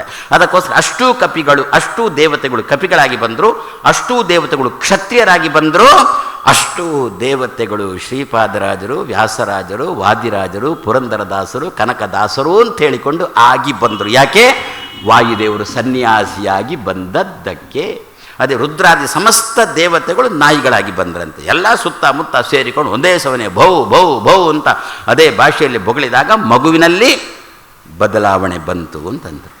ನಮ್ಮಲ್ಲಿ ಈಗಲೂ ಉಂಟು, ಒಂದು ನಾಯಿ ಕೂಗಿದರೆ ಸಾಕು, ಅಕ್ಕಪಕ್ಕದ ಎಲ್ಲ ಮನೆ ನಾಯಿಗಳು ಭೌ ಭೌ ಭೌ ಭೌ ಅಂತ ಒಂದೇ ಸಮನೆ ಕೂಗಲಿಕ್ಕೆ ಶುರುವೇ ಮಾಡಿಬಿಡ್ತಾರೆ. ಇದು ದೇವರು ಮಾಡಿದ ಸೃಷ್ಟಿ. ಯಾತಕ್ಕೋಸ್ಕರ ಗೊತ್ತಾ? ನಮ್ಮ ಆಧ್ಯಾತ್ಮಿಕಕ್ಕೆ ಎಷ್ಟು ಚೆನ್ನಾಗಿ ಕೂಡಿಸಲಿಕ್ಕೆ ಬರುತ್ತೆ ನೋಡಿ ಇದನ್ನು. ಒಬ್ಬ ತನ್ನ ಬಾಲ್ಯದಿಂದ 7 ವರ್ಷದಿಂದ 70 ವರ್ಷದ ತನಕ ಗುಡಿಗೆ ಹೋಗ್ತಿದ್ದ, ಪ್ರತಿ ದಿವಸ ಗುಡಿಗೆ ಹೋಗ್ತಿದ್ದ. ಒಂದು ದಿವಸ 70 ವರ್ಷದಲ್ಲಿ ಹೋಗಿ ಗುಡಿಗೆ ಹೋಗಿ ಹೊರಗೆ ಬರುವಾಗ ಒಬ್ಬ ಪತ್ರಕರ್ತ, ತಲೆಹರಟೆ ಪತ್ರಕರ್ತ ಕೇಳಿದ ಅಂತೆ, ಇಷ್ಟು ವರ್ಷದಿಂದ ಗುಡಿಗೆ ಹೋಗಿ ಬರ್ತಾ ಇದೆಯಲ್ಲ, ನೀನು ದೇವರನ್ನು ನೋಡಿದ್ಯಾ ಅಂತಂದ ಅಂತೆ. ಅದಕ್ಕಿವ ಉತ್ತರ ಕೊಟ್ಟಿಲ್ಲ, ಮಾತಾಡಲಿಲ್ಲ. ಅಂದರೆ ಅವ ಕುಹಕದಿಂದ ಪ್ರಶ್ನೆ ಮಾಡಿದ್ದು. ನಮ್ಮಲ್ಲಿ ಪತ್ರಕರ್ತರು ಅಂತಂದರೆ ಎಲ್ಲರ ಬಗ್ಗೆ ನಾನು ಹೇಳೋಲ್ಲ, ಅಲ್ಲಲ್ಲಿ ಒಂದೊಂದೊಂದೊಂದು ಒಳ್ಳೆಯದು ಇರುತ್ತೆ. ಸಾಮಾನ್ಯವಾಗಿ ಪತ್ರಕರ್ತರು ಅಂತಂದು ಬಿಟ್ಟರೆ ಎಲ್ಲ ಸಭೆಗಳಲ್ಲಿ ದೇವತಾ ಪ್ರಾರ್ಥನೆ ಆಗಿರುವಾಗ ಎಲ್ಲರೂ ಎದ್ದು ನಿಂತರೆ ಇವರೆದ್ದು ನಿಲ್ಲೋಲ್ಲ. ಯಾಕೆ? ಇವರು ಏನು ಕೋಡು ಅಂತಲೇ ಗೊತ್ತಿಲ್ಲ. ಹಾಗೆ ಒಬ್ಬ ತಲೆ ಹುಡುಗ ಪತ್ರಕರ್ತ ಪ್ರಶ್ನೆ ಮಾಡಿದ. ಇವ ಏನಂದ ಗೊತ್ತಾ? ಮೊದಲು ಮುಗುಳು ನಕ್ಕ, ಆಮೇಲೆ ಹೇಳಿದ, ನಿನ್ನ ಮನೆಯಲ್ಲಿ ನಾಯಿ ಉಂಟಾ ಅಂತ ಕೇಳಿದ. ಪತ್ರಕರ್ತನಲ್ಲಿ ಇವ 70ನೇ ವಯಸ್ಸಿನವ ನಾಯಿ ಉಂಟಾ ಅಂತ ಕೇಳಿದ. ಅವ ಅಂದ, ನಾಯಿ ಉಂಟು ಅಂತಂದ. ಅವನ ಮನೆಯಲ್ಲಿ, ನಮ್ಮ ಎಲ್ಲರ ಮನೆಯಲ್ಲೂ ನಾಯಿಗಳುಂಟು, ತಾಯಿ ಇಲ್ಲದಿದ್ದರೂ ಅಡ್ಡಿಲ್ಲ, ನಾಯಿ ಅಂತೂ ಉಂಟು ನಮ್ಮೆಲ್ಲರ ಮನೆಗಳಲ್ಲಿ. ನಾಯಿಯನ್ನು ಹುಡ್ಕೊಂಡು ಮನೆಗೆ ಬರ್ತಾರೆ, ತಾಯಿಯನ್ನು ಹುಡ್ಕೊಂಡು ವೃದ್ಧಾಶ್ರಮಕ್ಕೆ ಹೋಗಬೇಕಾಗಿದೆ ಅಂತ ಪ್ರಸಂಗ ನಮ್ಮಲ್ಲಿ ಬಂದಿದೆ. ಅದಕ್ಕೆ ಅಂದರೆ ನಮ್ಮ ಸಂಸ್ಕೃತಿ ಅಲ್ಲ. ಸಂಸ್ಕೃತಿ ಬೇಕಾ? ಸಂಸ್ಕೃತ ಓದೋಣ, ಆವಾಗ ಸಂಸ್ಕೃತಿ ಬರುತ್ತೆ. ನಮ್ಮಲ್ಲಿ ಶಿವಮೊಗ್ಗದಲ್ಲಿ ಒಂದು ಸಂಸ್ಕೃತದ ಪಾಠಶಾಲೆನೇ ನಡೀತಾ ಉಂಟು. ಅಧ್ಯಾಪಕರನ್ನೇ ತಯಾರು ಮಾಡ್ತಾ ಇದ್ದಾರೆ, ಸಂಸ್ಕೃತದ ಅಧ್ಯಾಪಕರು. ಅವರು ಸಂಸ್ಕೃತ ಭಾಷೆಯನ್ನು ಕೊಡುವ ಮೂಲಕ ಬರೀ ಭಾಷೆ ಕೊಡುವುದಲ್ಲ, ಸಂಸ್ಕಾರವು ಕೂಡ ಆ ಭಾಷೆಯ ಜೊತೆಗೆ ಬರುತ್ತೆ. ಅದರಿಂದ ಏನು ನನ್ನ ಮನೆಯಲ್ಲಿ ನಾಯಿ ಉಂಟು ಅಂತಂದ. ಏನು ಮಾಡುತ್ತೆ ಅಂತ ಕೇಳಿದ 70 ವರ್ಷದವ. ಅದಕ್ಕಂದ, ಅಕಸ್ಮಾತ್ ಮನೆಗೇನಾದರೂ ಕಳ್ಳ ಬಂದರೆ ಕೂಗುತ್ತೆ ಅಂದ. ಇವ ಅಂದ, ಹಾಗಾದರೆ ಇದು ಪ್ರಾಚೀನ ನಾಯಿ ಅಂತಂದ. ಯಾಕೆ? ಅರ್ವಾಚೀನ ನಾಯಿ ಕಳ್ಳ ಬಂದರೆ ಕೂಗೋಲ್ಲ, ತೆಪ್ಪಗಿರುತ್ತೆ. ಯಜಮಾನ ಬಂದರೆ ಹೋ ಅಂತ ಲಗಾಡಿ ಕಳ್ಳ ಬಂದಂತೇನೆ ಕೂಗುತ್ತದೆ. ಕಳ್ಳ ಬಂದಾಗ ಕೂಗುತ್ತದೆ ಅಂತಂದ. ಸರಿ, ನಿನ್ನ ಮನೆಯ ನಾಯಿ ಕೂಗಿದರೆ ಮತ್ತೇನಾಗುತ್ತೆ ಅಂದ. ಅಕ್ಕಪಕ್ಕದ ಎಲ್ಲ ಮನೆಯ ನಾಯಿಗಳು ಕೂಗುತ್ತವೆ ಅಂದ.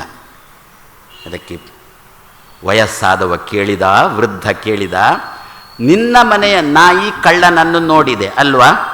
ಹೌದು, ಆದ್ದರಿಂದ ಕೂಗಿತು. ಅಕ್ಕಪಕ್ಕದ ಮನೆ ನಾಯಿಗಳು ಕಳ್ಳನನ್ನು ನೋಡಿದ್ದಾವ? ಇಲ್ಲ, ಮತ್ತೆ ಯಾಕೆ ಕೂಗಿದವು ಅಂತ ಈ ವೃದ್ಧ ಕೇಳಿದ ಪತ್ರಕರ್ತನಲ್ಲಿ. ಪತ್ರಕರ್ತ ಅಂದ, ನನ್ನ ಮನೆಯ ನಾಯಿಯ ಮೇಲೆ ನಂಬಿಕೆ ಇಟ್ಟು ಅಕ್ಕಪಕ್ಕದ ಮನೆಯ ನಾಯಿಗಳು ಕೂಗಿದವು. ಏನು ನಂಬಿಕೆ ಇಟ್ಟು? ಕಳ್ಳ ಬಂದದ್ದಕ್ಕೇನೆ ಈ ನಾಯಿ ಕೂಗಿತ್ತು ಅಂತ ಹೇಳಿಕೊಂಡು ಈ ನಾಯಿ ಮೇಲೆ ನಂಬಿಕೆ ಇಟ್ಟು ಅಕ್ಕಪಕ್ಕದ ಮನೆಯ ನಾಯಿಗಳು ಕೂಗಿದವು. ಯದ್ಯಪಿ ಅಕ್ಕಪಕ್ಕದ ಮನೆಯ ನಾಯಿಗಳು ಕಳ್ಳನನ್ನು ನೋಡಿಲ್ಲ. ಅದೇ ರೀತಿಯಲ್ಲಿ ಎನ್ನ ಹಿರಿಯರೆಂಬ ನಾಯಿಗಳು ಭಗವಂತನೆಂಬ ಕಳ್ಳನನ್ನು ನೋಡಿ ಕೂಗಿದ್ದಾರೆ, ಅದನ್ನು ಕೇಳಿಸಿಕೊಂಡು ನಾನು ಕೂಗುತ್ತಾ ಇದ್ದೇನೆ ಅಂತಂದ. ಪತ್ರಕರ್ತ ವಿಳಾಸವನ್ನು ಕೊಡದೆ ಓಡಿಬಿಟ್ಟ. ಇದು ನಾಯಿಗಳ ತಾಕತ್ತು ಅಂತಾರೆ. ಇನ್ನೊಂದು ನಾಯಿ ಮೇಲೆ, ನಮಗೆ ಒಬ್ಬ ಮನುಷ್ಯನಿಗೆ ಇನ್ನೊಬ್ಬ ಮನುಷ್ಯನ ಮೇಲೆ ನಂಬಿಕೆ ಇಲ್ಲ. ಒಂದು ಕೈಗೆ ಇನ್ನೊಂದು ಕೈ ಮೇಲೆ ನಂಬಿಕೆ ಇಲ್ಲ. ಕೈ ಹಿಡಿದ ಹೆಂಡತಿ ಮೇಲೆ ಗಂಡನಿಗೆ ನಂಬಿಕೆ ಇಲ್ಲ, ಗಂಡನ ಮೇಲೆ ಹೆಂಡತಿಗೆ ನಂಬಿಕೆ ಇಲ್ಲ. ಕೈ ಹಿಡಿದದ್ದು ಮಾತ್ರ ಅಗ್ನಿ ಸಾಕ್ಷಿಯಾಗಿ. ಮಕ್ಕಳ ಮೇಲಂತೂ ಇಬ್ಬರಿಗೂ ನಂಬಿಕೆ ಇಲ್ಲ. ಅದಕ್ಕೋಸ್ಕರ ಅಂದರು, ನಮ್ಮದು ನಾಯಿ ಬಾಳು ಆಗಬೇಕು ಅಂತಂದು. ನಾವೇನು ಬೈಲಿಕ್ಕೆ ಉಪಯೋಗ ಮಾಡ್ತಾ ಒಂದು ನಾಯಿ ಪಾಡು ಅಂತ ನಾವು ಬೈಲಿಕ್ಕೆ ಅದು ಬೈಲಿಕ್ಕಿದ್ದ ಶಬ್ದ ಅಲ್ಲ, ಹೊಗಳಲಿಕ್ಕೆ ಇದ್ದಿರತಕ್ಕಂಥ ಶಬ್ದ. ಹಾಗಾದರೆ ಅದೊಂದು ನಾಯಿ ಅಲ್ವೋ, ನಾಯಿಲಿಷ್ಟು ತಾಕತ್ತುಂಟಲ್ಲ, ಅದಕ್ಕೋಸ್ಕರ ವಾಯುದೇವರು ನಾಯಿ ರೂಪ ತಾಳಿದ್ರು, ದೇವತೆಗಳು ನಾಯಿ ರೂಪ ತಾಳಿದ್ರು, ಅವನಿಗೆ ಉಪದೇಶ ಮಾಡಿದ್ರು, ಜೀವನದಲ್ಲಿ ಬದಲಾವಣೆ ಅವನಿಗೆ ಬಂತು. ಯಾರು ನಾಯಿ ರೂಪ? ವಾಯುದೇವರು. ಯಾರು ವಾಯುದೇವರು? ಶುನಕರು. ವಾಯುದೇವರು ಎಲ್ಲಿದ್ದಾರೆ? ನಮ್ಮಲ್ಲಿದ್ದಾರಾ? ನಮ್ಮ ದೇಹದಲ್ಲಿದ್ದಾರಾ? ಹಾಗಾದರೆ ಶುನಕ ರೂಪದ ವಾಯುದೇವರು ಇಲ್ಲಿ ಸೇರಿಕೊಂಡ್ರ? ಬ್ರಹ್ಮನಿಂದ ಆರಿಸಿ ಬಂದಂತಹ ಜಾಗವ ಇದು. ಆ ನೈಮಿಷಾರಣ್ಯ ಬ್ರಹ್ಮನಿಂದ ನಿರ್ಮಿತವಾದ ಜಾಗ, ಶೌನಕಾದಿ ಋಷಿಗಳು ಸೇರಿಕೊಂಡ ಜಾಗ, ಇದು ಬ್ರಹ್ಮ ನಿರ್ಮಿತ ಜಾಗ. ವಾಯುದೇವರು ಶುನಕ ರೂಪದ ವಾಯುದೇವರು ಇಲ್ಲಿದ್ದಾರೆ. ಅವರಿಗೆ ಸಂಬಂಧಪಟ್ಟ ರುದ್ರಾದಿ ದೇವತೆಗಳು ಸೂರ್ಯ, ಕಿವಿ, ಕಣ್ಣು, ಮೂಗು, ಬಾಯಿ, ಇದಕ್ಕೆ ಸಂಬಂಧಪಟ್ಟ ಅಷ್ಟೂ ದೇವತೆಗಳು ನಾಯಿ ರೂಪ ತಾಳಿದವರು. ವಾಯುದೇವರೆಂಬ ಶುನಕಕ್ಕೆ ಸಂಬಂಧಪಟ್ಟವರಾದ್ದರಿಂದ ಶೌನಕರು ಎಲ್ಲರೂ ದೇಹದಲ್ಲಿದ್ದಾರಾ? ಆದರೆ ಶೌನಕರು ದೇಹದಲ್ಲಿ ಸೇರಿಕೊಂಡ್ರ? ಬ್ರಹ್ಮನಿಂದ ಆರಿಸಲ್ಪಟ್ಟ ಜಾಗವ? ಹಾಗಾದರೆ ಈ ಜಾಗದಲ್ಲಿ ನಾವು ಅಧ್ಯಯನಕ್ಕೆ ಅಂತ ಕೂತೆವು. ಇದನ್ನೇ ನೈಮಿಷಾರಣ್ಯ ಅಂತ ಚಿಂತನೆ ಮಾಡಿಕೊಂಡು ಅಧ್ಯಯನಕ್ಕೆ ಕೂತೆವು ಅಂತಂದರೆ ಒಳಗಿರತಕ್ಕಂತಹ ಯಾವುದೇ ಉಪಟಳ ನಮಗೆ ಆಗೋಲ್ಲ. ಇದನ್ನು ಸಮಾಜಕ್ಕೆ ತಿಳಿಸಲೋಸುಗ ನೈಮಿಷೇ ಅನಿಮಿಷಾರಣ್ಯೇ ಮುನಯಃ ಶೌನಕಾದಯ ಸತ್ರಂ ಸ್ವರ್ಗಾಯ ಲೋಕಾಯ ಸಹಸ್ರ ಸಮಂ. ನಾವು ಮಾಡಿದ ಪುಣ್ಯದ ಫಲ ನಮ್ಮ ಜೊತೆಗೇನೆ ಬರಬೇಕು. ಯಾಕೆ? ಉಪನ್ಯಾಸ ಪಾಠ ಅರ್ಥ ಆಗುವುದಕ್ಕೋಸ್ಕರ ಎನ್ನುವ ದೃಷ್ಟಿಯಲ್ಲಿ ಅಲ್ಲಿ ಸೇರಿದ್ದಾರೆ ಎಂಬಲ್ಲಿಗೆ ಇಂದಿನ ಮಾತನ್ನು ಮುಗಿಸ್ತಾ ನಾಳೆ ಸಾಯಂಕಾಲ 6:45 ಪುನಃ ಸೇರೋಣ. ನಾರಾಯಣ.